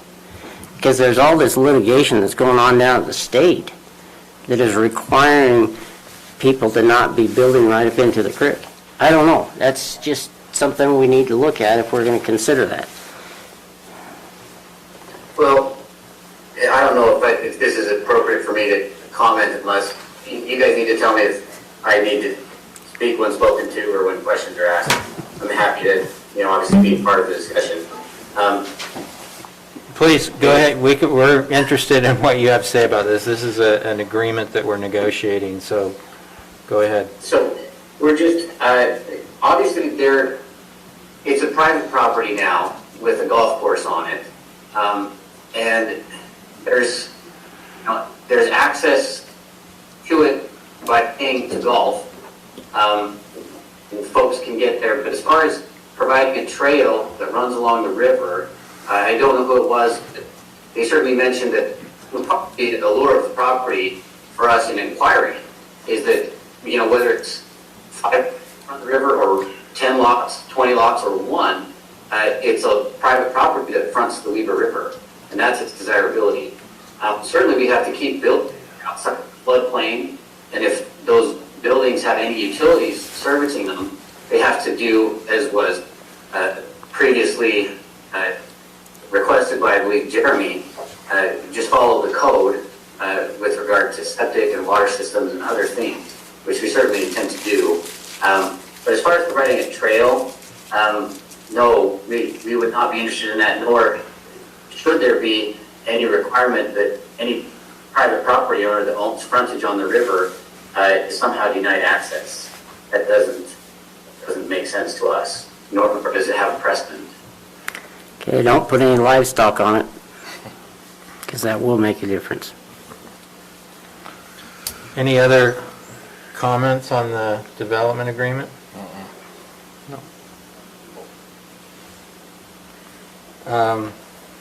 So, I think the changes that I suggested are fairly ministerial. If we were to approve the amendment subject to those modifications, then we could move forward. Obviously, Commissioner Fackrell, if you want to make a motion that includes a requirement with respect to trails, you're welcome to do so. The property on the other side, is that county-owned, or is that? I think that's rezoned. There's a portion, no, I don't know if the county property touches it, to be honest. So here's the clubhouse. It's all Reese's on the other side. Okay. And then, so this would be Reese property on the other side of the river. The purple is all Morgan Valley Partners. I believe this is also Reese, and this is Tom's. And then here's where we get into, I think this is. That's the problem right there. State. And there's There's where county starts, isn't it? here's the county property. So is in that purple right there on that tongue or whatever that's sticking out there, is that right through the middle of the Weaver River? I mean, is the Weaver River right through there? Weaver River's on the You north. see it on the north edge of it. boundary. Yeah, Because that's the freeway, isn't it? freeway's yellow. The edge of it goes right around it. Okay. Then I know we'll have better amenable circumstances with the other landowner. I don't disagree that it would be wonderful to have trails around the river. I just, it's not a requirement. I just see so many presently. problems right now with landowners and people coming down the river and getting out of the river, and then they're going to come back to us and they're going to say, we can get out of the river anywhere we want. Well, no, you can't, but yes, you can. And you can go up to high floodwater area, and if they want to get out and they trespass onto the other person's property, then who's going to be held responsible? Are we as a county going to be responsible for that person trespassing, or is that landowner going to come to us and say, hey, you guys have got to keep people out of this river or off that land? I mean, So those are... there's state statutes that govern access to the state's waterways. Right, which is We're up not to flag responsible level. for the trespass of random individuals anywhere in the county. At least I've never heard a legal theory that would support that Okay. theory of responsibility. And if they go and ask us It to is clean up... certainly possible that people will complain to the county commission with respect to any number of issues, including people accessing the rivers in ways that they don't like. Right. And leaving garbage and trash Right. when they get out, that all happens. I know it And does. we have those kinds of complaints. If we're going to become a destination, I guess that comes with That's- inviting people here, so. That's we're why trying to I'm get as- worried. Well, you're inviting as many people as possible to come here as a destination, and then tonight you're saying, I don't want a bunch of people affecting the farmer, so it's, you kind of got to balance No, that out, I guess. that is not what I'm saying. Oh, okay. I'm saying that we have problems throughout the state with people leaving their garbage, with people getting and trespassing onto private land that is, if it's in this development, you're going to end up with people that get out not knowing that this is private ground. And so my question is what are we going to do to help this landowner to be able to keep people out? He's going to be Because- fined. You're going to, okay, this development agreement, and if people trespass, I'll prosecute them, and if they litter, I'll prosecute them. We're going to do it exactly the same as we've done for years and years.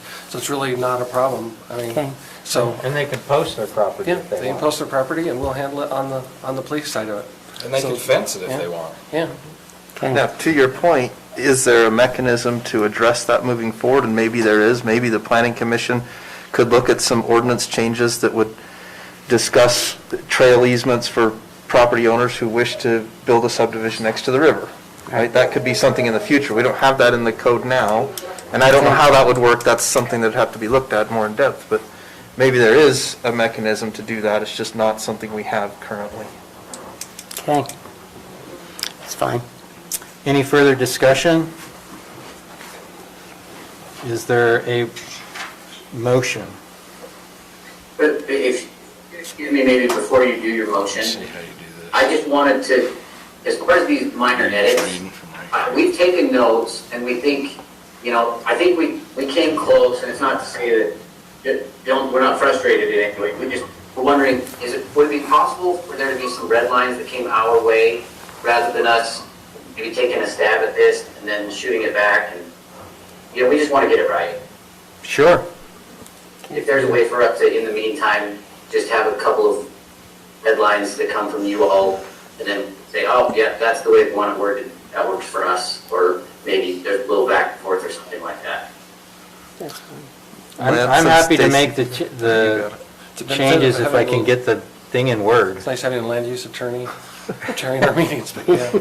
Lance, do you have the word copy of it? Yes, I do. Okay, wonderful. Yes, please feel free, we'd appreciate that. Okay. So is your okay, are you ready to make a I was motion? gonna, no, go ahead and ask your I was question. going to say, so is your preference that we get you those red lines and then we bring this up for a final decision on the 16th? I think that works great, because then it's not, with condition, and then for some reason, the wording isn't quite right or something like that. we can get the wording right, and we've kind of given it a thumbs up even before the meeting, right? Both parties are kind of saying, yeah, that works. Okay. I think that's fair. No, if you're amenable to that, that's an approach that we can certainly follow. Mr. Chair, I'd like to make a motion that we postpone the Ravala Master Plan Development Agreement Amendment until our next meeting on the 16th. Second. I didn't say I'll second it.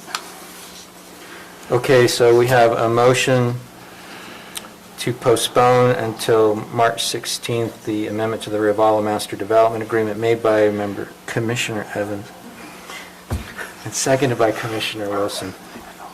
Any questions? All in favor? Aye. Okay, thank you. Thank you. All right, item number 3, Lance Evans, Wasatch Peaks Ranch Concept Plan Number 1, a proposed concept plan for 132 lots in the Wasatch Peaks Ranch located west of the Peterson Township in Morgan, Utah.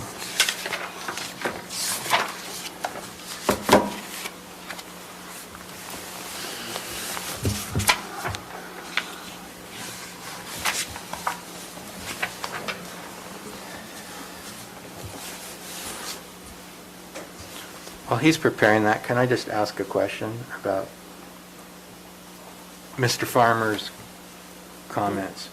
Just in terms of timing, I'm not discussing No, you're litigation fine. strategy. I don't see anything in his comments that wouldn't allow you to go forward and act on this tonight, either direction you choose.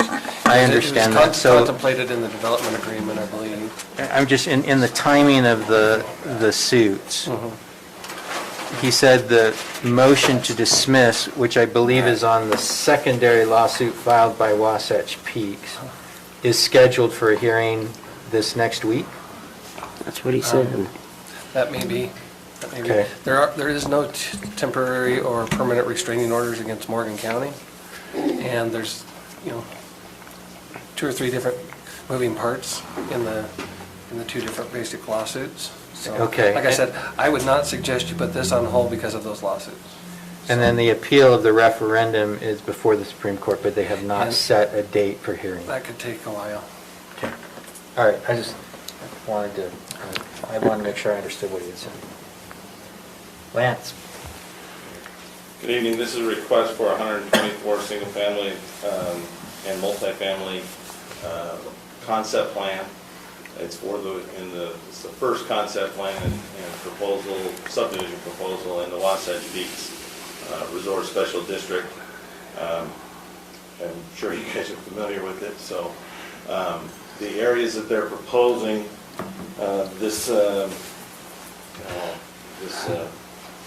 the changes in are in what they're calling parcels or areas in in C, in D, also some in parcel E, and some in parcel F, which is further to the south. Yes, F parcels, 11 acres.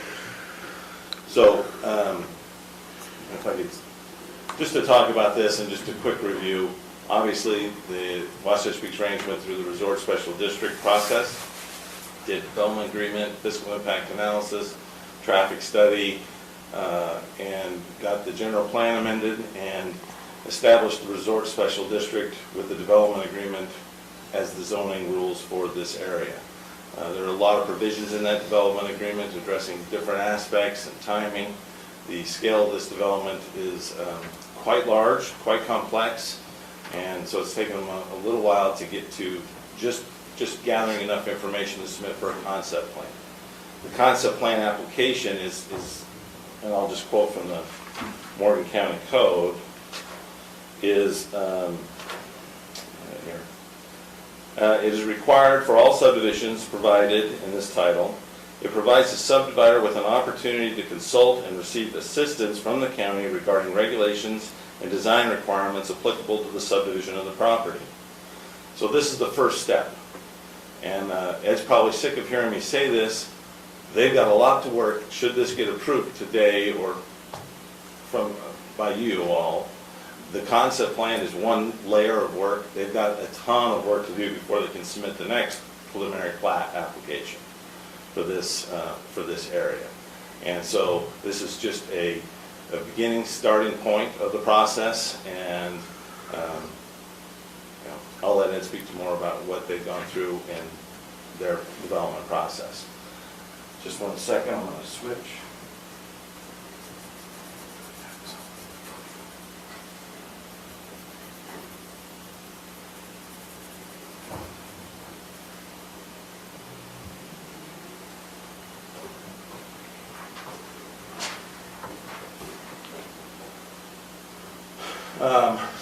The subdivision, I mean, if you can kind of see, this is the area of the Resort Special District.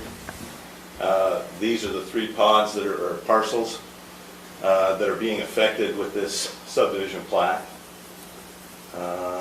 Let's see, I guess also 4, so 4 pods.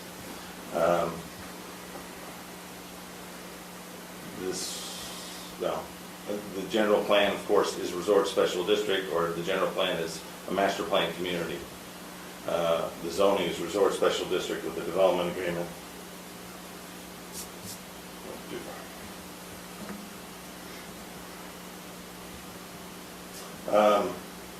The current access for this parcel comes, let's see, out of Peterson. It will come across the Whittier property, across the canal here. The bridge is under construction and hopes to be completed within a month. And then their access road comes all the way up, and it provides access to these lots in these various points. The secondary access is shown here from this point, going this direction. There are several provisions done in the Resort Special, in the development agreement, to allow for them to proceed in this manner with providing these access points and longer roads going beyond our code of 1,000-foot maximum length. Because of the timing of this project and the complexity of the terrain, they can go forward with that to a certain point, but they're only allowed so many dwelling units before they need to have the secondary access and all those roads in for fire safety. And that's one of the key issues that will be addressed in more detail in the preliminary plat.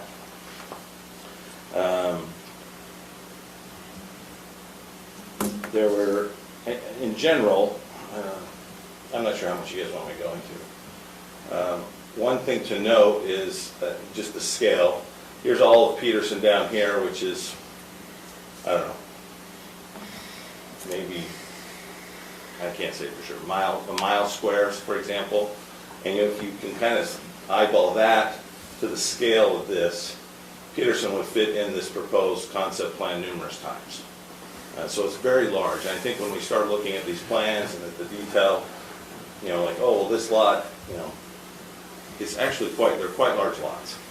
And I think that makes, and that, along with the terrain, I think it's a good point to just keep in mind of the size and scale of this development.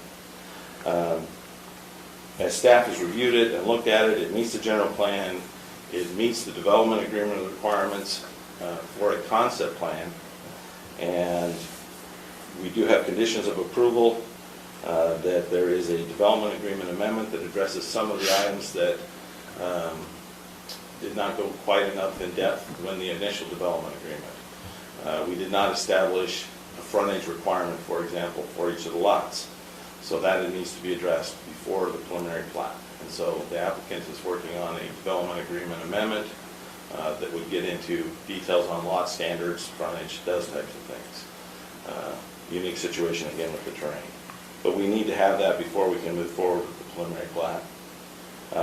The roads and driveway and accesses all need to be approved by the fire department, and that they meet those standards, and that safety is the #1 concern, and that there's a way to get in and out of each of these developments as they go forward. That is another item that is its condition of approval, to be flushed out in the prior to the development preliminary plat. There are some wetland impacts that need to be addressed and stream buffer areas established. The applicant has submitted an open space management plan. Staff is currently reviewing that. And so we can get and look into those details of wildlife mitigation, how wildlife and wetlands and streams are all going to be dealt with on those properties. You know, the initial, anyway, staff believes that this concept plan meets the requirements for the concept plan. I'll stand for any questions. Will you just go over the proposed access again for me? Sure. It's a little hard to see, but it's going to come, I believe, let's see, where are we at? Hard to tell on this scale, but the road comes out, there's the car wash is there, it comes across the Whittier property, across the Weaver Davis Canal, and then winds up to the site. Obviously, I think everybody knows there's been a ton of work going on in the project, and this is the construction of this road and other roads has been major of that effort.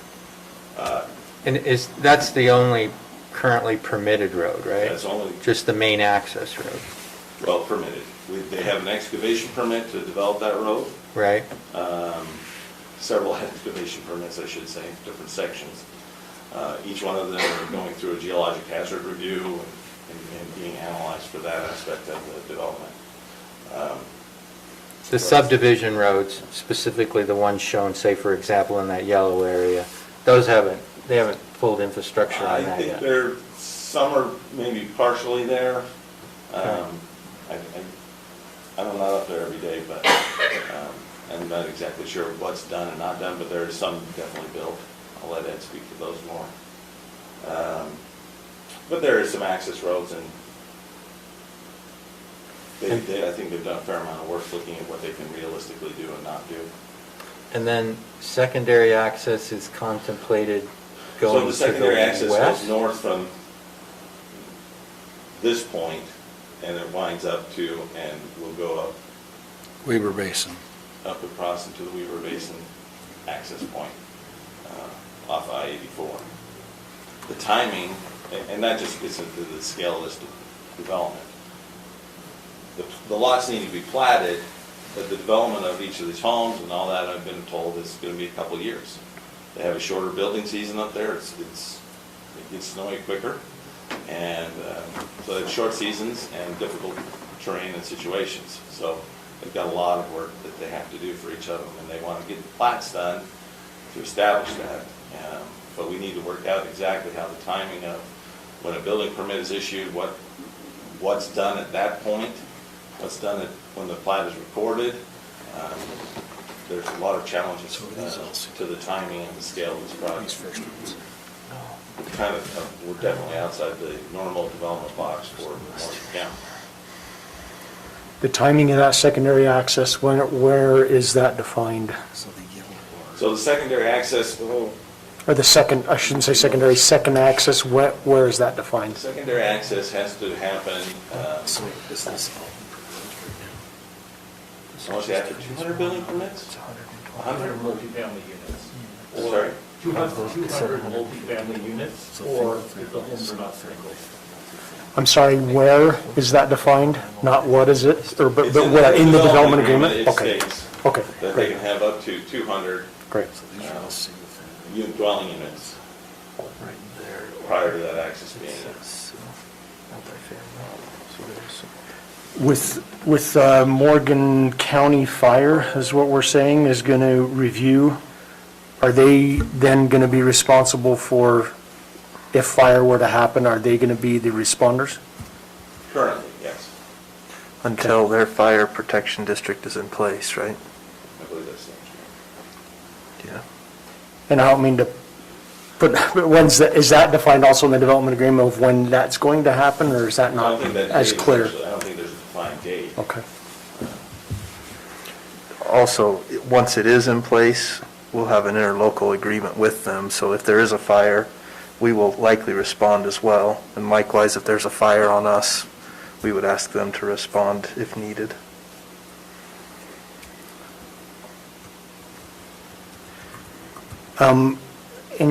Thank you for attaching the definition of what needs to be included in a concept plan. I think sometimes we can get into the weeds with what those requirements are, but in that, it does state geologic hazards, which for me, that includes both the soil and the slope. So I don't know what work has been done. Is it is a lot by lot basis? Is there a report that covers all the lots currently and says, here's slopes, here's where you can and can't build, here's what needs to happen for geology when these homes are put in? Has that been completed? I think what we have is a higher level assessment of the road. The road is in pieces. That has gone through, each section of the road has gone through a geologic hazard review for each of the excavation permits that built those roads. And then similarly, the overall project up in that area has had extensive geologic hazard work. Morgan County geologist has reviewed WPR's geologist proposals and the work that's gone on up there. So there's been extensive geologic hazard assessment and work.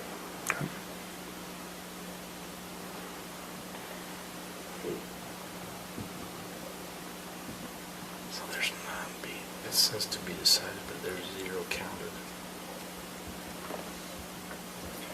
Any other questions for Lance? Any questions for the applicant? So, I have one. Yeah, please. So, and it's not necessarily a question specific to this concept plan. I would just like to know on the access what you've constructed thus far and is in your conceivable window of completing like this next construction season, and how it relates to what you're proposing in the concept plan. Well, the phasing plan will be included in the preliminary plat, and that will really detail out both the geological requirements that Commissioner Anderson was talking about, as well as the road phasing plans. Right now, through concept plat and through our excavation permits, we have worked through what we're calling the spine road.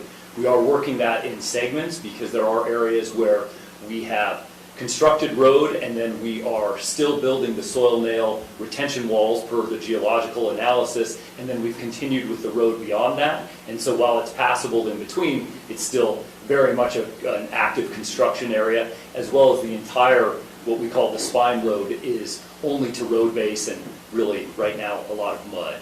So I can point through the initial 5 miles where we've been working and are continuing to work, and our goal is to then get the spine road to a pavement ready and then pave condition this summer.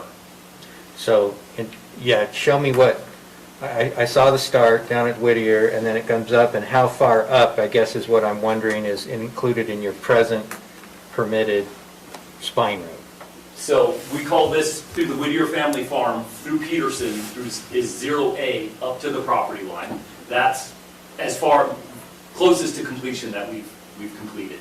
Then moving into 0B, we come up to this junction, this T junction. This is under construction here.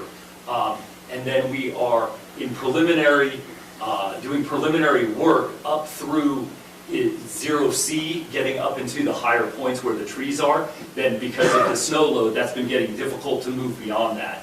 We also have been working on a substation access road that's down here, again permitted with a substation pad that's been in for permit.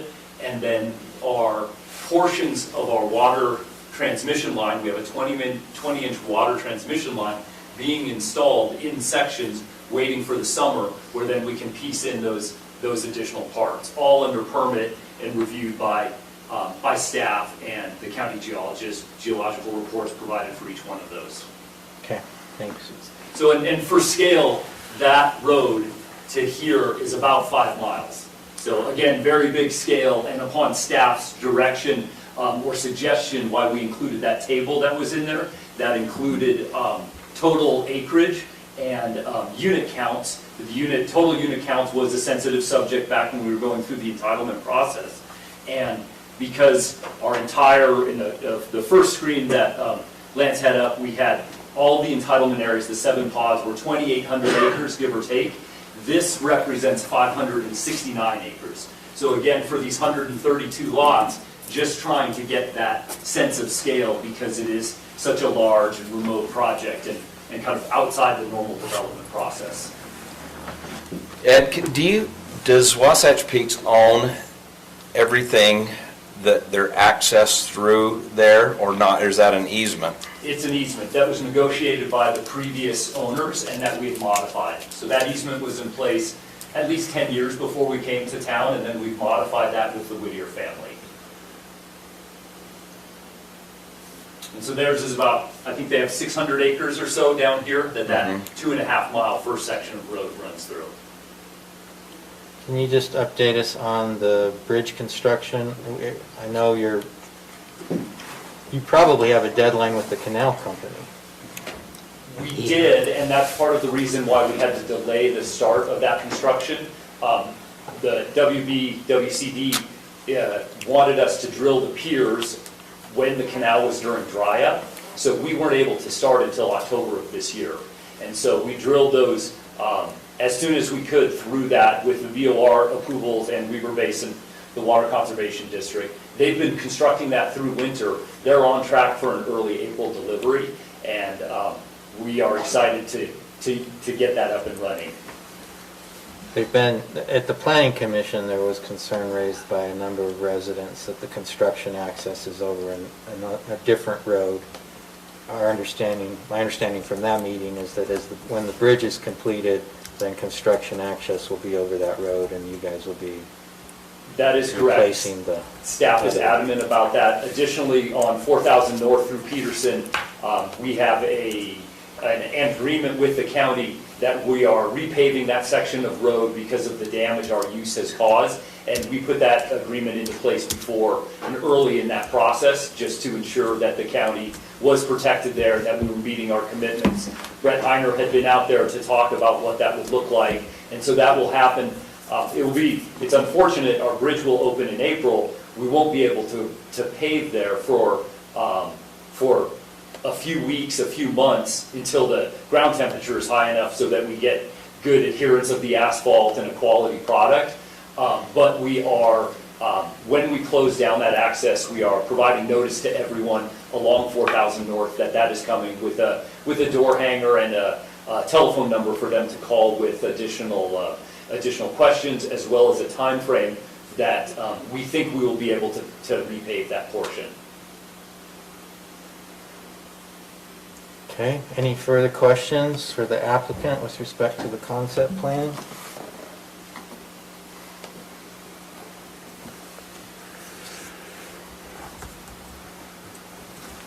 Commissioner McConnell, may I clarify one item? The property, although the agreement between Wasatch Peaks Ranch and the Whittier property is an easement, it does cross via their mechanism of control or ownership or whatever is an easement. That's not the definition of an easement per county subdivision ordinance. That road will be a private street. So it's a private street. They have control for that. Their agreement with the underlying property owner easement, but it is not an access easement as per Morgan County Code. Okay. So it's an important distinction to make that is all going to be a private street. It is not an access easement. And if I could add one thing to that, it is also constructed and designed to county road requirements per the ordinance. And what did the width end up being, pavement width? 11-foot drive lanes, 2 of those with 2 feet on the side, 11, 13, so 26 total. Yep.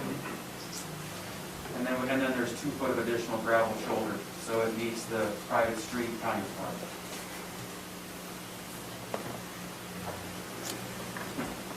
Okay.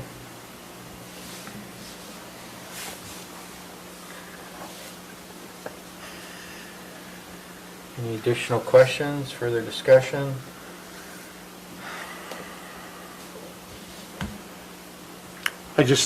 I do need to, and I apologize, I need to comment, but it's not for a concept plan, it's just a comment. With the different sites that I've seen like this in mountainous areas, there's just some of the things running through my head, precise grading on each lot, and I'm sure you're familiar with this, Ed, with the previous developments you've done. The retaining walls that are on property owners and how that's approved and how that's designed, stormwater and springs. So I know that has nothing to do with concept, but it's coming, and were going to be similar to what you've, I guess, experienced in the past as far as requiring those things, so. Understand, and we've been working with staff and with the county engineer on the design, even for the walls that we have built.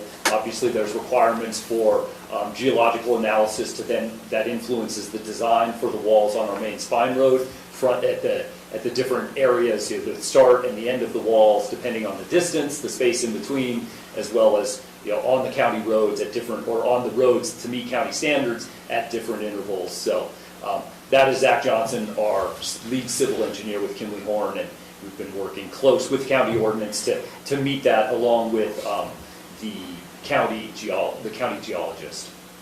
And understand that it's a big component of our preliminary plat requirement, and we're working through that plan right now. And for reference, we are well north of 300 holes that we have drilled up on property. We've had 3 drill rigs working through the winter, track drill rigs moving snow, additionally doing test pits depending on the indications of the King map, and modifying how the King map, which is the overlay for the county of what the deeper geological conditions are, and then working with analyzing where those boundaries are. So it has been an intensive process, and I've learned to spell Pleistocene.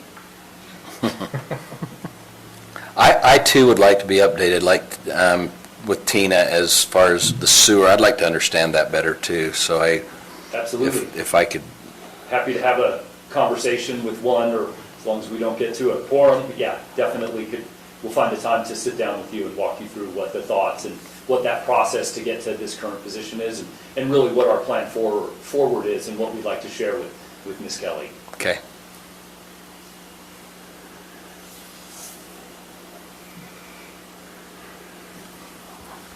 I don't have any additional questions, but there will be a lot more for the next, for preliminary and final, for sure. Yep, will be. Okay, is there a motion? Yeah, I will. I move to approve the Wasatch Peaks Ranch Concept Plan Number 1, application 20.065 for 124 lot subdivision of land located at approximately 4213 North Morgan Valley Drive in unincorporated Morgan County, based on the findings and with the conditions listed in the staff report dated March 2nd, 2021. I'll second the motion. Okay, we have a motion by Commissioner Fackrell, seconded by Commissioner Newton, to approve the Wasatch Peaks Concept Plan Number 1. Are there any questions on the motion? All in favor? Aye. Any opposed? Okay, thank you. All right, next item. Maybe you sat down too quickly unless Wasatch Peaks Ranch, petition requesting the creation of a public infrastructure district in Morgan County, Utah, approving the letter of intent. So as envisioned in our development agreement, this is the next step in the request to convene a public hearing, and we are asking that commission have staff participate in the creation of the resolution that will create the public infrastructure district. Ideally, we would be able to conduct a public hearing by the 16th, depending on the ability of primarily Mr. Ferris and also Mr. Evans to work with us in the agreement. There is a form envisioned, a process to that through state statute that's somewhat new to Utah. It was created in late 2018, I believe, 2019, pardon me, and then with some of the variables that we will be talking about with the county and the obligation that it creates for Wasatch Peaks Ranch, and then minimizing the obligations or highlighting that there are no obligations for the county. That's really what the resolution and will work to create. I've brought one of our public infrastructure district land use attorneys, Aaron Wade from Gilmore Bell, to help with details if you have specific questions, because it is a new concept. both to Morgan County and then also to, somewhat to Utah. Okay. So it's a discussion and requesting that we essentially get ready to do a public hearing to approve the public infrastructure district, work with staff on the documents and so forth. It'll also give us additional time to review them, and because there's some drafts that were included in our packet. But go ahead. Just to speak to that a little bit, I believe under your public infrastructure district policy that the commission or the council adopted, kind of the steps are that you would, approve the staff to move forward with the negotiation of a governing document. So we would be prepared to take kind of the model governing document that was approved by the council or is on file with the county. And I'll take this off, I'm kind of muting myself a little bit. Take that model governing document and customize it based on the letter of intent that's been submitted. Get that back to staff to review and to negotiate, so that, as was mentioned, we can hold a public hearing and move towards getting the district, hopefully getting the district approved. Will you just remind us what the elements are that are kind of discretionary within that process? Sure. Yeah, so under the Public Infrastructure District statute, the governing document is essentially the charter for the district. It outlines its powers and limitations. So the Public Infrastructure District is a local district under statute, and so that's kind of long-standing powers and authorities. But rather than having an established statutory maximum mill levy like other types of districts have, the Public Infrastructure District would have a tax rate that was subject to a cap set by the county in the governing documents. The key elements are the maximum tax levy, the maximum borrowing capacity, the debt limit essentially of the district.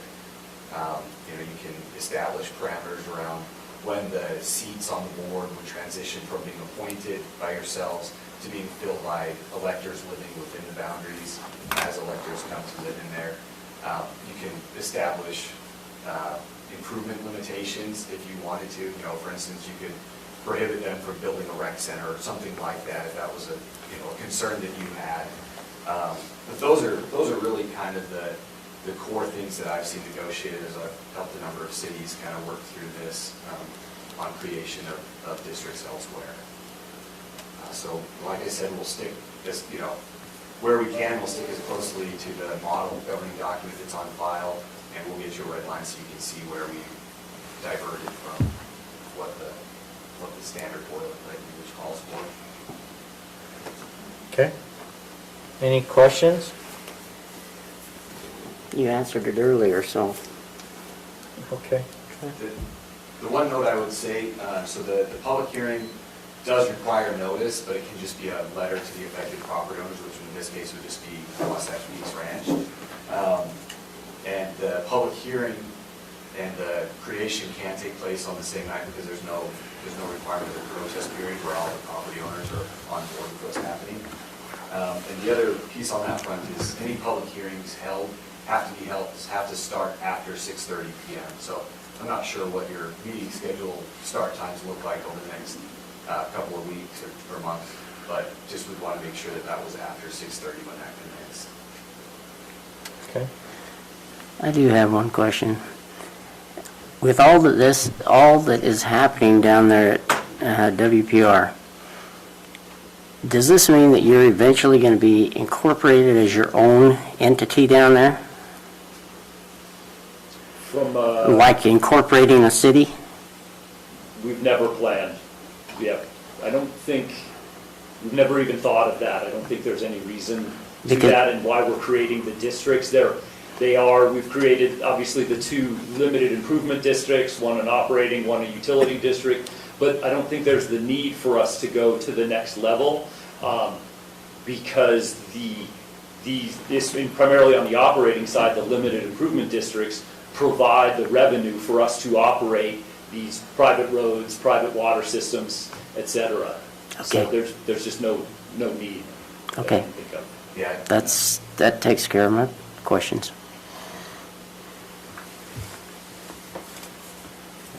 Okay.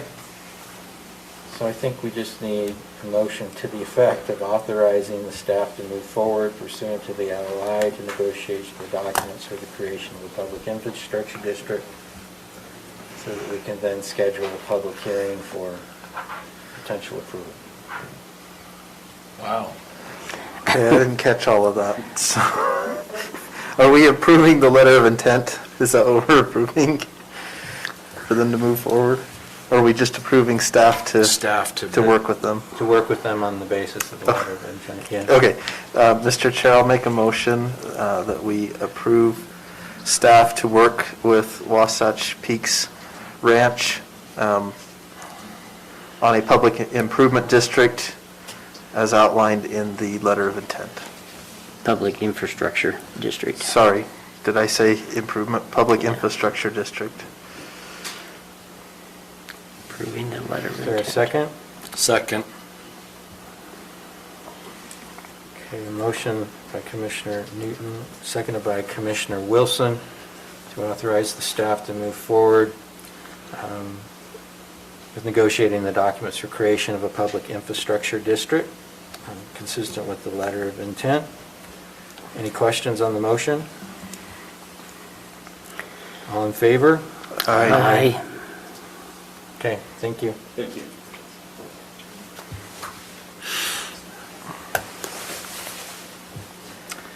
All right, the next item is the reconsideration of the Ebert Solutions contract extension, which was approved at our last meeting. There were a number of concerns raised by members of the public with respect to that extension. There were some points that were well taken, and so that contract extension was not executed, and then we worked with Ebert Solutions as well to postpone any action on that action. But in order to, from my perspective, deal with this formally, we should have a motion for reconsideration. And if the reconsideration motion passes, then we can address what we want to do going forward. Mr. Chair, I move that we reconsider our motion from last meeting to sign contract renewal with Ebert Solutions. I'll second it. Okay, motion by Commissioner Newton, seconded by Member Fackrell to reconsider the extension of the contract with Ebert Solutions. Any questions on the motion? All in favor? Aye. Okay, so that leaves us in contract with Ebert Solutions pursuant to the contract that was negotiated and signed back in the fall of 2020. There are still several months left on that contract, and ultimately we will need to address a potential extension of that at the time. With respect to the items that were raised by members of the community in emails and otherwise, I think that some of those points are well taken, and others, I guess I'll address one specifically, that there was at least the implication that members of the commission had some kind of separate financial relationship with Ebert Solution. We do declarations of conflict of interest, and there were no conflicts of interest declared, and I know, at least personally for myself, I didn't know anything about Ebert Solutions or its principles until they came in front of the council, and it was the council at the time. I have no relationship with them economically in terms of contract, no agreement, no understanding or anything, and I don't believe any member of this commission does. So I wanted to just address that one specifically. That was one I would say that was not well-founded. But there are other concerns, and what I would propose is that, there's two members of the commission that serve on the Economic Development Board, that you take those suggestions and ideas and thoughts back and then come forward with a specific recommendation with respect to what we do, with Ebert Solutions in the short term and long term. If there are separate projects that we need to approve in the interim, that we approve them on a project-specific basis with a specific funding source identified with respect to that. That's kind of my thought on it. I'm obviously open to hear your ideas and thoughts on it as well. Well, I just want to make a comment also that we actually appreciate people coming and being a part, and we want to do the right thing for the constituents of Morgan County. However, we also would like to feel like when people that know things and know the system a little better, because you attend on a regular basis, when Morgan Moms starts spreading rumors, that you guys also stand up for us. Because we will stand up for you, but you need to cut rumors. Don't start rumors. Don't perpetuate rumors. Cut them off and let them understand that what is going on here, because not everybody understands how taxes are collected and how they need to be spent and what is, because everybody immediately thinks that their taxes are going up immediately. Well, it had nothing to do with that. Everything that we talk about, we discuss and comes out of budget, or it has to come out of the general fund, and we take that seriously. But when we have an opportunity to match funds and get big dollars for small dollars, we're going to take opportunities to help our community in that way too. That's my only comment. And I'd like to make a comment too. For those that want or think that they need to gripe and complain about any of this stuff, you're welcome to call me.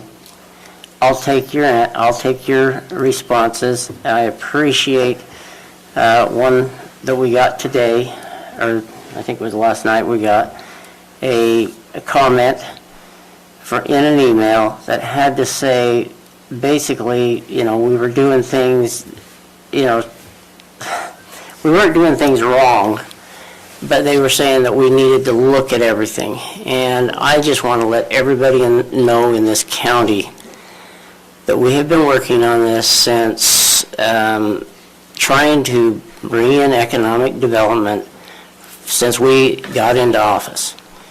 And we, as a commission, we check out everything that we have decided or that we look at. We look at where the funding is, which if you are privy to that information, then you can go and look at that. I just know that before I became a county commissioner, I had no clue all this stuff that goes on. We have meetings, we have administrative meetings, we have executive meetings, we have work sessions, and not all of you are in those. And so I want everybody to come to us if there's a question. Let's work it out. Let's figure it out. I will talk with any of you to discuss your ideas, and then I will bring them back to the commission and we will discuss them as a commission. We are, I think, all in support of economic development in certain areas.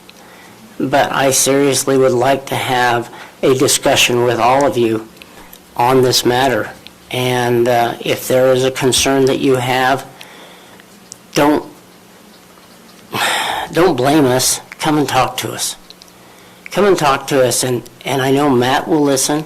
I know I will listen. I don't know about the others. Maybe they will too. I don't know. But they'll tell you if they do. But I don't mind talking to you. And both of the people that I talked to today for a couple hours, they now understand where I come from and where I stand. But the rest of you that are still mad at me for the decisions that I made, I think you need to come to me and ask instead of just putting it on, like he says, Morgan Moms.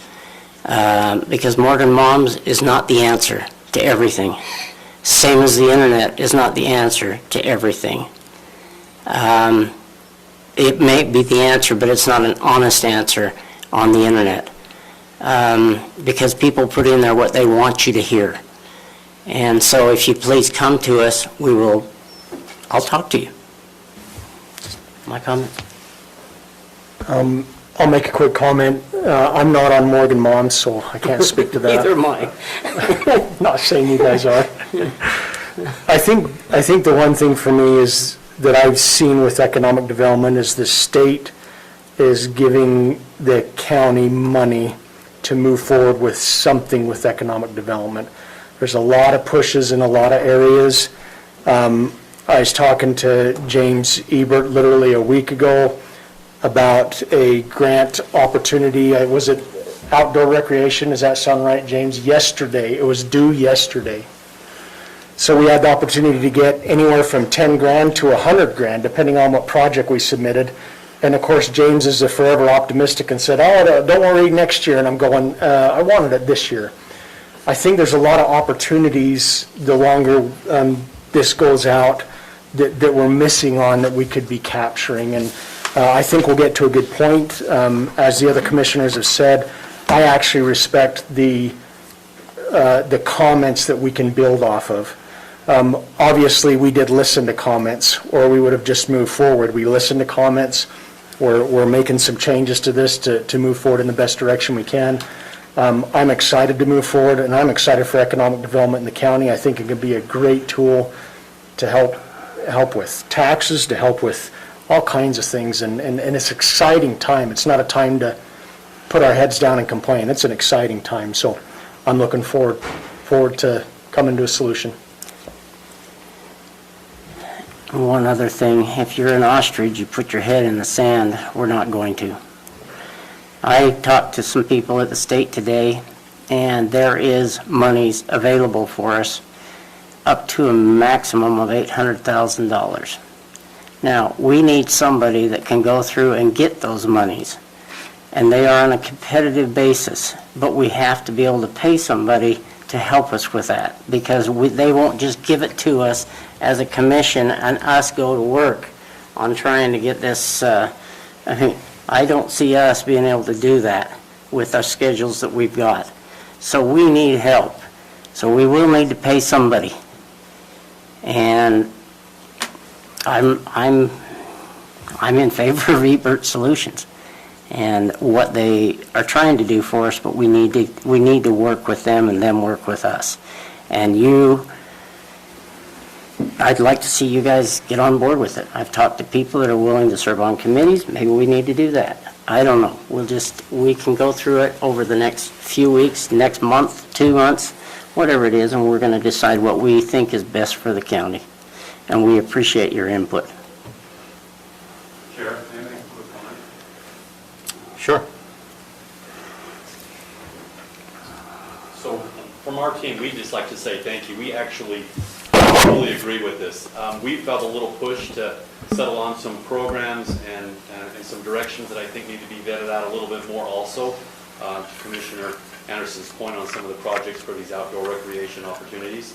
And so now this gives us a little bit of time to kind of pull back and have a better process. And so we're fully supportive of pulling this back a little bit, spending a little more time reviewing, finding a good spot for us to land. We're here to help the community. We don't want the community to feel like we're pushing something and that they're not ready for or that's unprepared. So we're actually appreciative of this decision, and we look forward to moving in the direction the community and the commission wants. Thank you. Thanks, James. I'll just make a very brief comment. Our decision tonight, in my mind, to reconsider last meeting's decision has nothing to do with the ability of Ebert Solutions to fulfill a contract.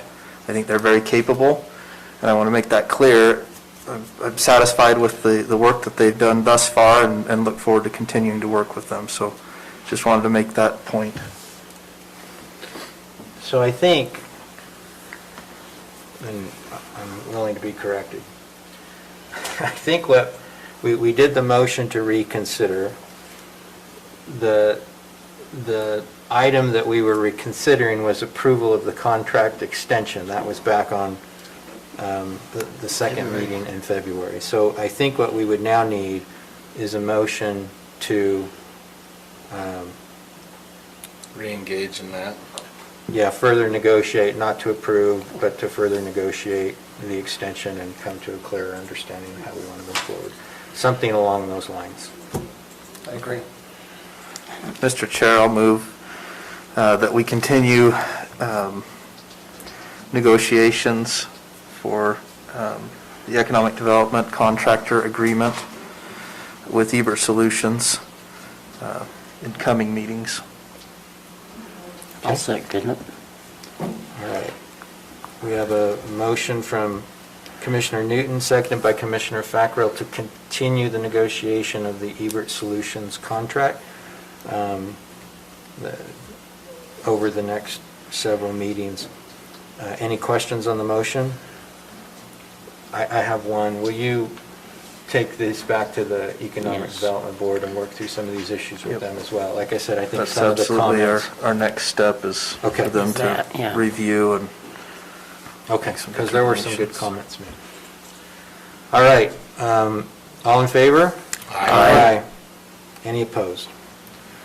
Okay, thank you. Next item, public hearing, request for a motion. Okay, so is there a motion to adjourn the public meeting and convene a public hearing with respect to a proposed amendment to Morgan County Code Section 8-5A-5? Can I make a motion for a potty break? Yeah. Sure. Recess. We'll take Thank a you. 5-minute break.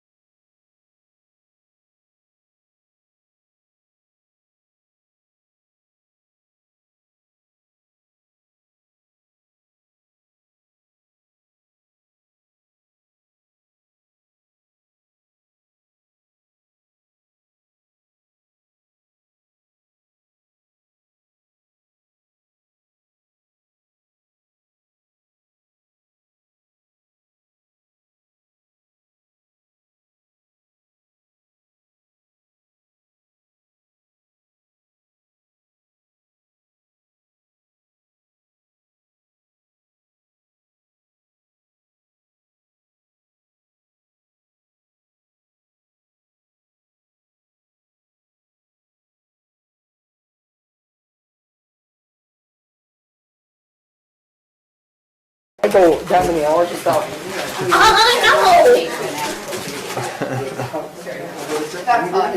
Thank you. Thank you. I agree with you, a great procedure on appointments. Amen. I just felt like it was really awkward. I was thinking, well, who are these three people? I knew you were here, but I didn't know if the other people were sitting here. Yeah, he asked me, I said, then, started in my I thought it was application. He awkward. says, no, they know who you are. It is a They little go, bit awkward, isn't it? But it is. You can come up with a better. I'm like, do we have to talk about this in front of everybody? She's crazy enough to re-up on it. That's one thing you cannot go into executive session for, is appointments. Yeah, Yep. it's true. It's clear on that, so. So I'm not muting my mic. Us three will also talk to residents. I'm throwing that out there. Just saying, we will also, so. Thank you, yes, you're right. We will. I only will on a selected basis. No, I've talked to everyone who calls me on the phone. Yeah. Doesn't mean they like the answer you give, right? All right. Guess we're still on video. Okay. Yes, we are. Thank you. All right, so we will begin again. So I'm looking for a motion to adjourn the public meeting and convene a public hearing on a proposed amendment to Morgan County Code, Section 8-5A-5. So moved. I'll second. Okay, a motion and a second. All in favor? Aye. Okay. Mr. Evans, why don't you go ahead and make the initial presentation, and then we'll take public comment. The Planning Commission in December was going through some development applications, particularly an MU 160 subdivision application, and the frontage issue came up. In Morgan County's MU 160, we require 1,320 feet of frontage on each lot. So each lot has to have a quarter-mile section of road on their front lot line. And it can't be on the rear, it can't be anywhere else. And what this did to that particular application was make it just a ton of roads. I mean, in MU 160, that's a minimum 160 acre lot size. And so it forced it into several roads that would be very expensive for those future lot owners to deal with, that would be very,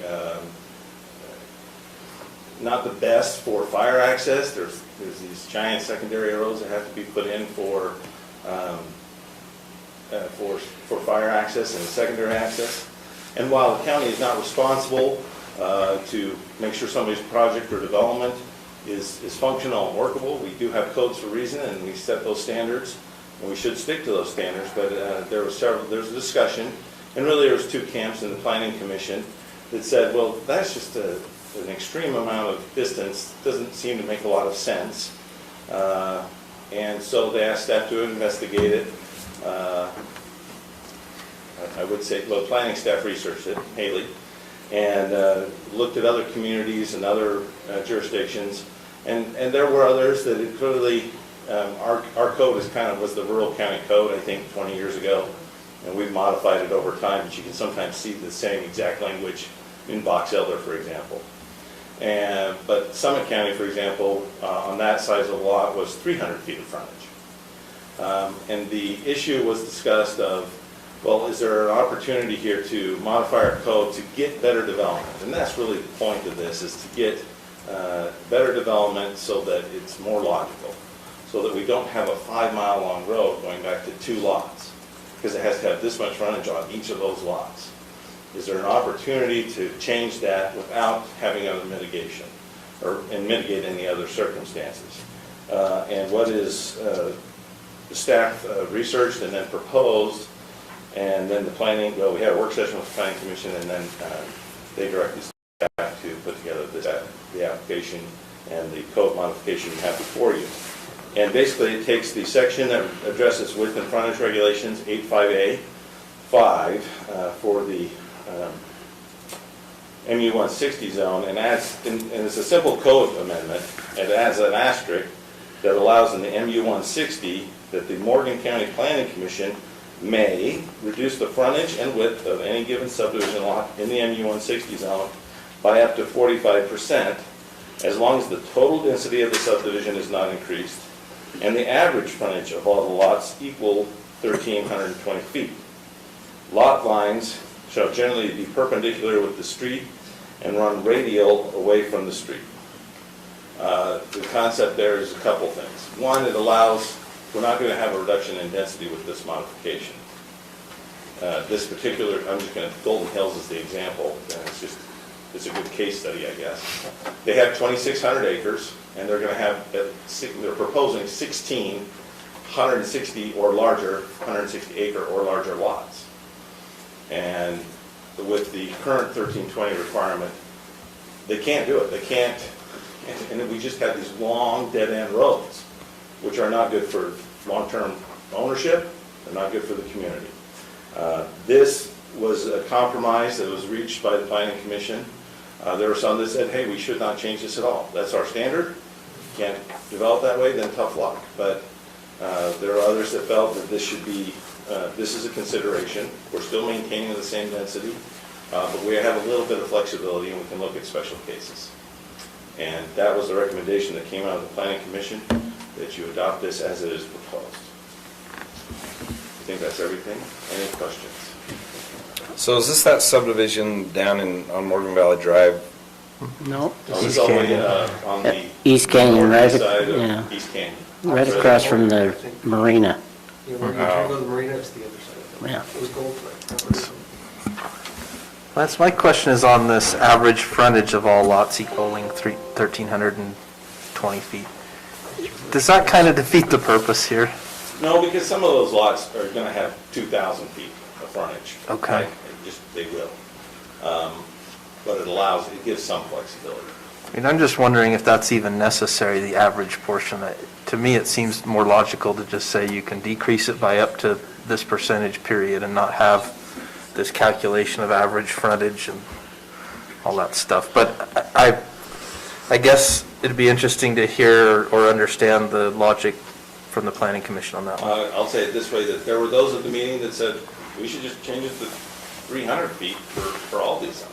Why do we need more than 300 feet of frontage for anything? So it's a may reduce, though. It's It's a may. You'd have to show the design and how it would work. I mean, even going to 45% though, you're still, what, 500 feet? 726. Okay, 726. My math was not as good. Oh, by up to 45%. I was thinking it was. I don't know, I could be totally wrong.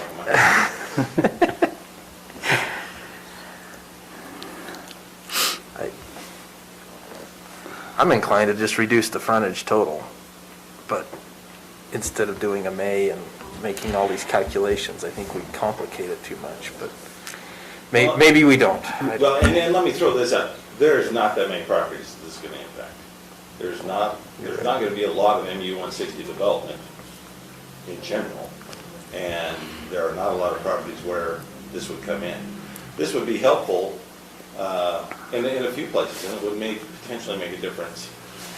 And what it would do is allow the homes, instead of being stuck, you know, and I'm seriously 2 miles back off of the state highway, up a dead-end road that has to be maintained and plows and all that. It will allow that development to come forward and be a little bit closer, and not so much infrastructure has to go in. I kind of like the may, because I'd like to be able to view something and go, now that doesn't make sense. But So the only thing that, from my perspective, we need to be careful with on a may standard is it makes it a discretionary approval, and you need to articulate the objective criteria pursuant to which you will be evaluating it. So If it's just, come so on it's in, always the we'll- same. Yeah, otherwise you leave yourself open to, litigation or yeah, we're just precedents. inconsistent, application of the code. So that's the concern I have with that. But any further questions for Lance? Okay. Let's open it up for members of the public to make their comments. Jim Flynn, Hanson and Associates. It's good to be here with you tonight, and this is one of those cases where, why do we have this standard, and where did it come from? Probably nobody could really point a finger at and say where it came from. And so it is considered a pretty archaic standard in today's world. There have been some, and I appreciate what Lance said, some people said, well, you need to do it because it's in the code. And this is a classic case where let's consider the code and figure out why we're doing what we're doing. The surrounding counties, Haley did some research, and they were typically from 100 to 300 feet of frontage in a situation like this. The exception was where I work, Fox Elder County, and I got with the planning director there, and I go, have you ever done this before? He goes, no, I didn't even know it was in our code. So I don't know if Box Elder copied Morgan or Morgan copied Box Elder, but he was the planning director who's been there for over a decade, said, it doesn't make any sense to me, and yeah, I'm not too sure. I've never had to apply it before. Building sites and friendly roads, the way I look at what makes a good development is you pick the most prime building sites, and you take the most environmentally friendly roads to get there, to eliminate the scarring on the hillsides. That's what makes a good development. You honor, you don't have a frontage-driven development, you have a density-driven development based on the acreage. And Lance just mentioned that this isn't anything to do with a bonus or a density increase. It has to do with a workable parameter. Why do you have frontage? In urban lots, if you're in the city, you have it so you can build a house on it. When you get to a rural setting, it's basically the same, a little bit of elbow room, but it's basically the same idea. Could you, we'll be real quick about this. Which one? The sanctuary. It's going to look familiar to one of you, I know. This is development in Weaver County. And you see the building envelopes are septic and water tested, geologically tested, and the lot lines are immaterial. All that really matters in a case like this is that where that building site goes is extremely well studied, and it's proper for what's intended. Some of these even have needle pads, but each of these has water and septic, and then we try to not scar up the hillside, but go ahead and let's through those real quick. The lot lines are immaterial, I guess is what I'm saying. I never have really considered lot frontages in situations like this. You can see how irregular they are, but it's you can see the intent and the spirit of the purpose is the building site. Everything else outside of that nobody really cares about. And so just kind of moving on, Lance has remained very neutral throughout this process, but he did advance something at one of the meetings, which I strongly would echo, and that's he said one parameter, a 300-foot parameter. I think that's a very healthy thing. Can you go to Gold Hill, just flip through that real quick? There's something called the end, when you get to the end of the line. When you get to the end of the line, you have to then achieve frontage on site with your driveway. Imagine if you're in the city and you're driving up to your garage, and because you have to fulfill a frontage requirement, you have to go around your house several times. It'd be an awkward thing, obviously. But then what happens is when you get to the end of the road, this area here was particularly a challenge because the standard currently is at 1,320 feet. And we have to loop around to achieve frontage around the house just to achieve it. In this situation, at the end of the road, this is serving these two lots. And basically we need to create a driveway to nowhere. So to share between these two lots, we'd have to go up this 1/4 of a mile to achieve frontage for these two lots.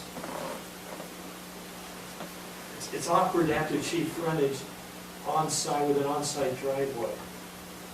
So just kind of concluding, what I'd like you to consider, we appreciate what the Planning Commission did. They made an attempt to reduce the frontage that would be considered archaic at 1,320 feet. There's two aspects. We do appreciate the 726-foot standard, and they also brought the average frontage. I don't really agree with the average frontage. If you have one lot that has 726 feet, that means some other lot has to have close to 2,000 feet. Seems like it's counterproductive. So I don't want to seem ungrateful for what the Planning Commission did. It certainly helps us out tremendously. But I would like you can consider a single parameter tonight, and that is a 300-foot parameter, which I think does away with a lot of. At the end of the day, the building sites have to be extremely well studied. And rather than having a frontage-driven parameter, I think you can do it with one parameter, 300-foot frontage, and that solves a lot of the other issues go away. So that's what I'd like you to consider. Not the going above and beyond the 726 or below it to 300-foot single parameter, not having an averaging situation. Can't remember the third situation. 726 feet, the averaging. Maintaining density. Oh, that certainly in agreement with that. But this is not in any way to be a density increase. And that's what I have to say. Thank you.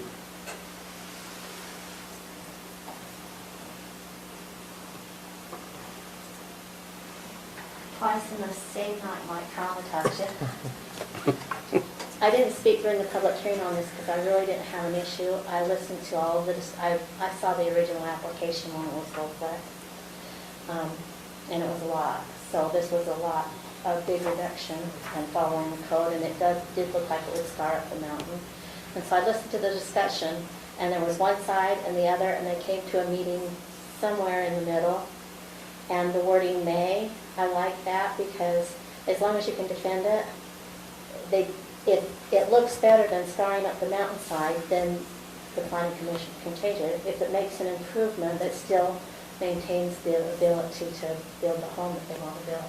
And I like that you were maintaining the density, because the reason why, I think the reason why that was written the way it was they wanted to keep density low in those areas. There are hillsides, and that was the view that people wanted to maintain. And so I think that I wasn't part of writing that goes back farther than I do, but I think that was the intent.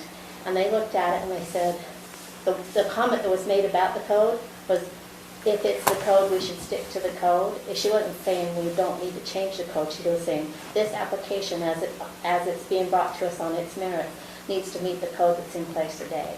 If you don't want to meet that code, then you have to come back with an application to change the code, and then come back with an application under the new code. That's at least how I understood it. So that kind of had me come up and say, I like that it was a compromise. Let's not go back one way or the other, but that's what we do. We meet in the middle. Sometimes it's more to the left, sometimes it's more to the right. There was a lot of good discussion that came up with that language. Thank you. Thank you, Tina. Anyone else? Okay. So I'll request a motion to go out of public hearing and reconvene the public meeting. So moved. I'll second it. Okay, motion by Member Newton, seconded by Member Fackrell. No, commissioners. Yes, Commissioner. Seconded by the person to my left. All in favor? Aye. Okay, discussion. Well. So I find these kinds of things in some respects counterproductive, and I frankly think we need to have the Planning Commission consider a planned unit development ordinance again. Because when I look at the layout, I mean, what was that one called, the sanctuary? Yeah. It's like, yeah, the lot lines clearly don't matter. And if I want to keep development off of the hillside, then I try to encourage the clustering of the, I'm not looking to increase the density, I have no issue with limiting the density. I'm looking to cluster it, and maybe there's a minimum lot size that you'd want to have. You know, those Wasatch Peaks lots look like they were 5, 6, 7, 10 acres. Those are plenty big, but if you can cluster it and literally keep stuff off the hillside because it's set aside as the open space, that to me is a better approach. We don't have a PUD ordinance right now, but I frankly, if there was support on the commission, would like to see us start to look in that direction, because I think we could get better development that way. I don't mind having a discretionary standard as long as we're clear about what the requirements are, that, you know, so that there's some framework within which the reviewing body, the applicable land use authority, is working, and applicants know what they need to do in order to submit it. I don't like the averaging notion. To me, I would just, frankly, I would set, personally, I would set a minimum that I was comfortable with and just move on. But if you're more comfortable with a May section or May application process where they come in, then that's fine too. I mean, that's what we've got as a recommendation, so those are my thoughts. My thoughts are, I think we ought to try to bring back the PRUD as an option. Just because I do not, I mean, my wife and I drove through Wasatch County and Summit County, and you look at those lights on the mountainside and you just go, why couldn't they have just combined it instead of having them all over the place? And I mean, there's hundreds of homes up there, and I don't want to see Morgan County become that way. I'd rather have a little bit more centralized in the growth areas and the rest of it be open space, so that we can at least look at something other than lights or homes. Or that's just my thoughts. And as far as this footage, I guess we would be able to amend, or not amend it, but I think we ought to be able to have down to 300 feet, because if you've got if you're trying to do a PRUD, you're going to have more, you're going to have just the same amount in a lot less space. And you can't do 726 feet. Unless, even if you average it, you wouldn't be able to do that on that kind of a thing if we went back to a PRUD. Could we? The PRUD would have a different standard entirely. Okay. So you wouldn't Gives you have frontage. flexibility. You'd establish it based on Okay. its own set of rules. Okay. But anyway, that's my thoughts. So the way it stands now, they could, if they buy that 160 acres, they could build anywhere on it that they want. Is that how it stands now?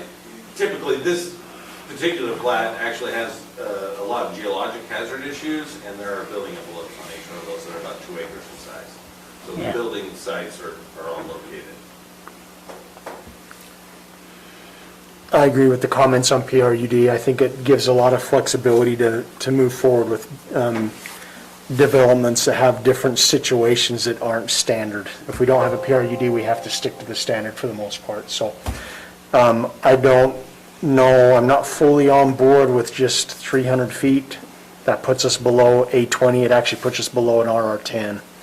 So I don't know if I'm too excited to, at least tonight anyways, say 300 feet without doing a lot of studying and why and what's going on, and what does that open the doors to with other properties that are along Morgan Valley Drive, Old Highway, Deep Creek. I mean, the list goes on and on, so I'd be a little bit nervous doing that. It's just my comment, so. What if it was 700 instead of 300? I think that Is it? falls in line a little bit more. Okay. Yeah, I That's do kind of think it what I falls in was line going a to little bit suggest, is what if we go with 700 and forget this averaging and may reduce and just set it at 700? So what do you do at the end of a road Yeah, then? what do you do at the end of the road? Right. They're Because still going to have the issue that they have now. It'll be shorter though, obviously. Honestly, the real solution is to go to a PUD, right, eventually, Yeah. and have an ordinance where you could cluster and then you wouldn't have that problem. But I mean, even as it is now, if you were at the end of that road and you changed to 300, they'd have to have a 300-foot driveway or something to make that. See, So- these are going to be private roads, right, in this particular one. But if you're maintaining public roads, the notion of a quarter mile of frontage Yeah. and the taxes paid Yeah, on a crazy, single man. home Yep. that will likely, is large enough at least to be included within the Farmland Oh, Assessment Greenbelt, Act. Yeah. I mean, it's like, to me, it's just problematic in terms of the way we finance these things and work it. Now, these are private, and maybe most of them would be, but some won't. And so that's why I'm just moving the other direction. But if you're not comfortable with the 300, I understand that, that's fine. If you want to go with 700, because right now, as it's proposed, what did you say, 726? I mean, I think that's a nice compromise, at least.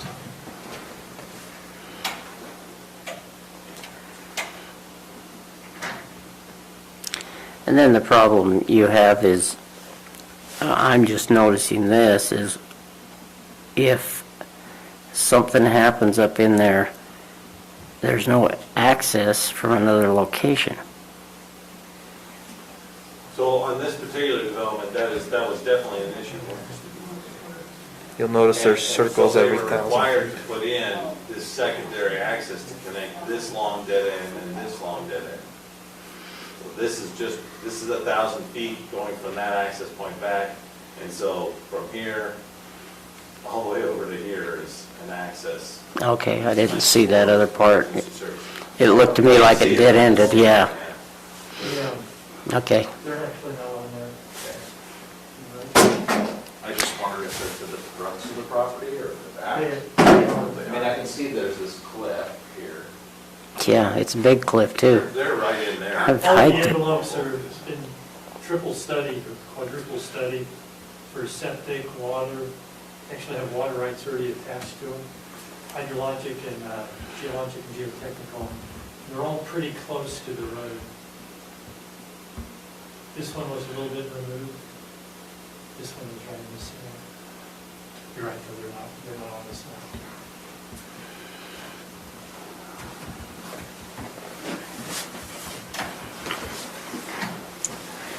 So really, the current 1,320 feet basically makes you have a square lot, doesn't it, at 160 acres? And that's probably the logic behind it. It's quarter mile in each direction. Yeah.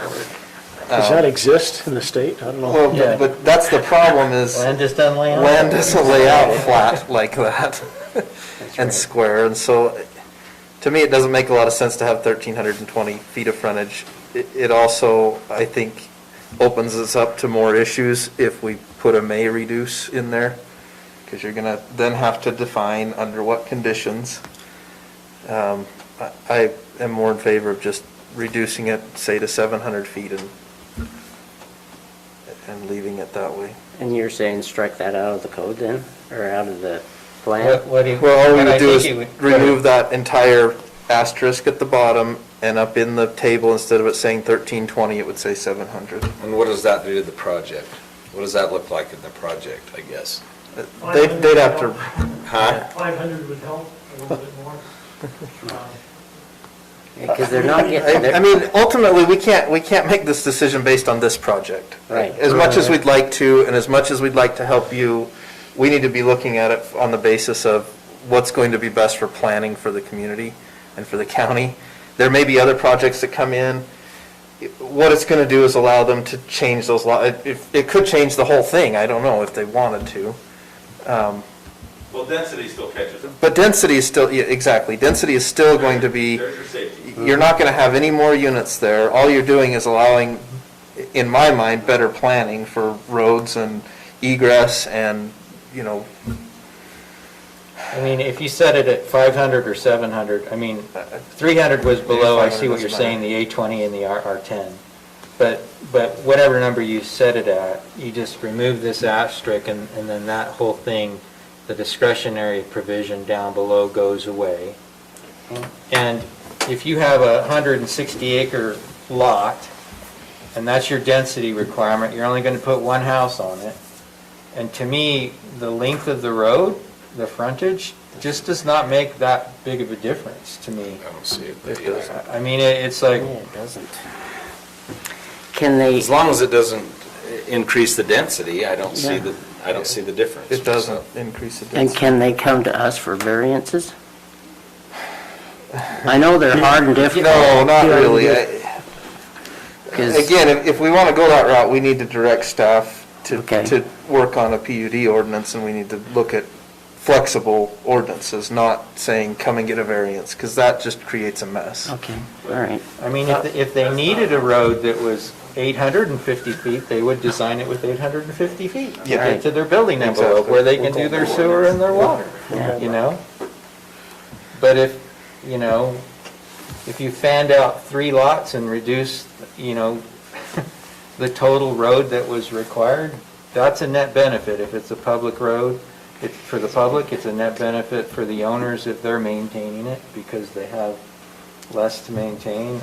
And from my perspective, you know, again, I'm focused more on the density. What can you build on there? I think it's a benefit for us, even if it is a private road, because we're still providing fire protection up there. We're still providing Yeah. ambulance service up there. If something goes wrong and we have to chase down 1,000-foot road instead of a 2,000-foot road, all the better, right? That's right. Agreed. So, Frankly, if I live in a development like that, I guess I do. It's just not that big a lot, right?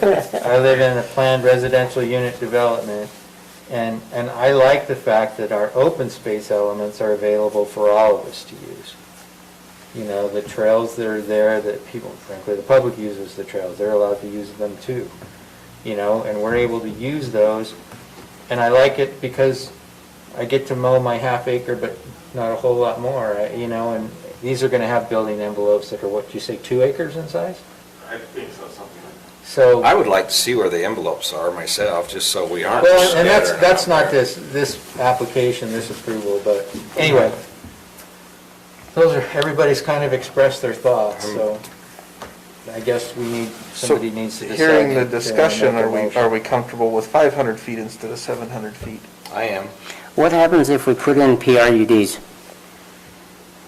If we put That that to me is back another in? step. Yeah, that's Okay, all that's right. another step. Okay. And if you want to direct the staff to start looking at that and run it, you know, through the planning commission to get to a recommended ordinance up here, we can certainly do that. Okay. I think, Lance, I think there's a consensus among this group that that would be a good idea. You're not. Well, then let me be We'll make a very motion direct on for that you. after this, how about that? We'll make an official motion on But that in, after. but in terms of, so to me, that's another step. This is an interim step that we could take at what the planning commission recommended, at 700 feet, at 500. I would recommend 500. Just because I've dealt with a lot of land. And the more land you have to plow in the winter, when it's not paved or something like that, it's horrible. Trust me, especially if the machinery breaks down and you gotta still get out of there, you do it by hand. And I've got 300 feet and I know exactly what it's like. Is that a motion you're making? If you'd like me to, I'll make it. Make the motion. I move that we make the frontage for the, is it for the M1? No, it's for Amy. MU-160. What is it? It's the MU-160. Yeah, for the MU-160 to be 500 feet. I'll second it.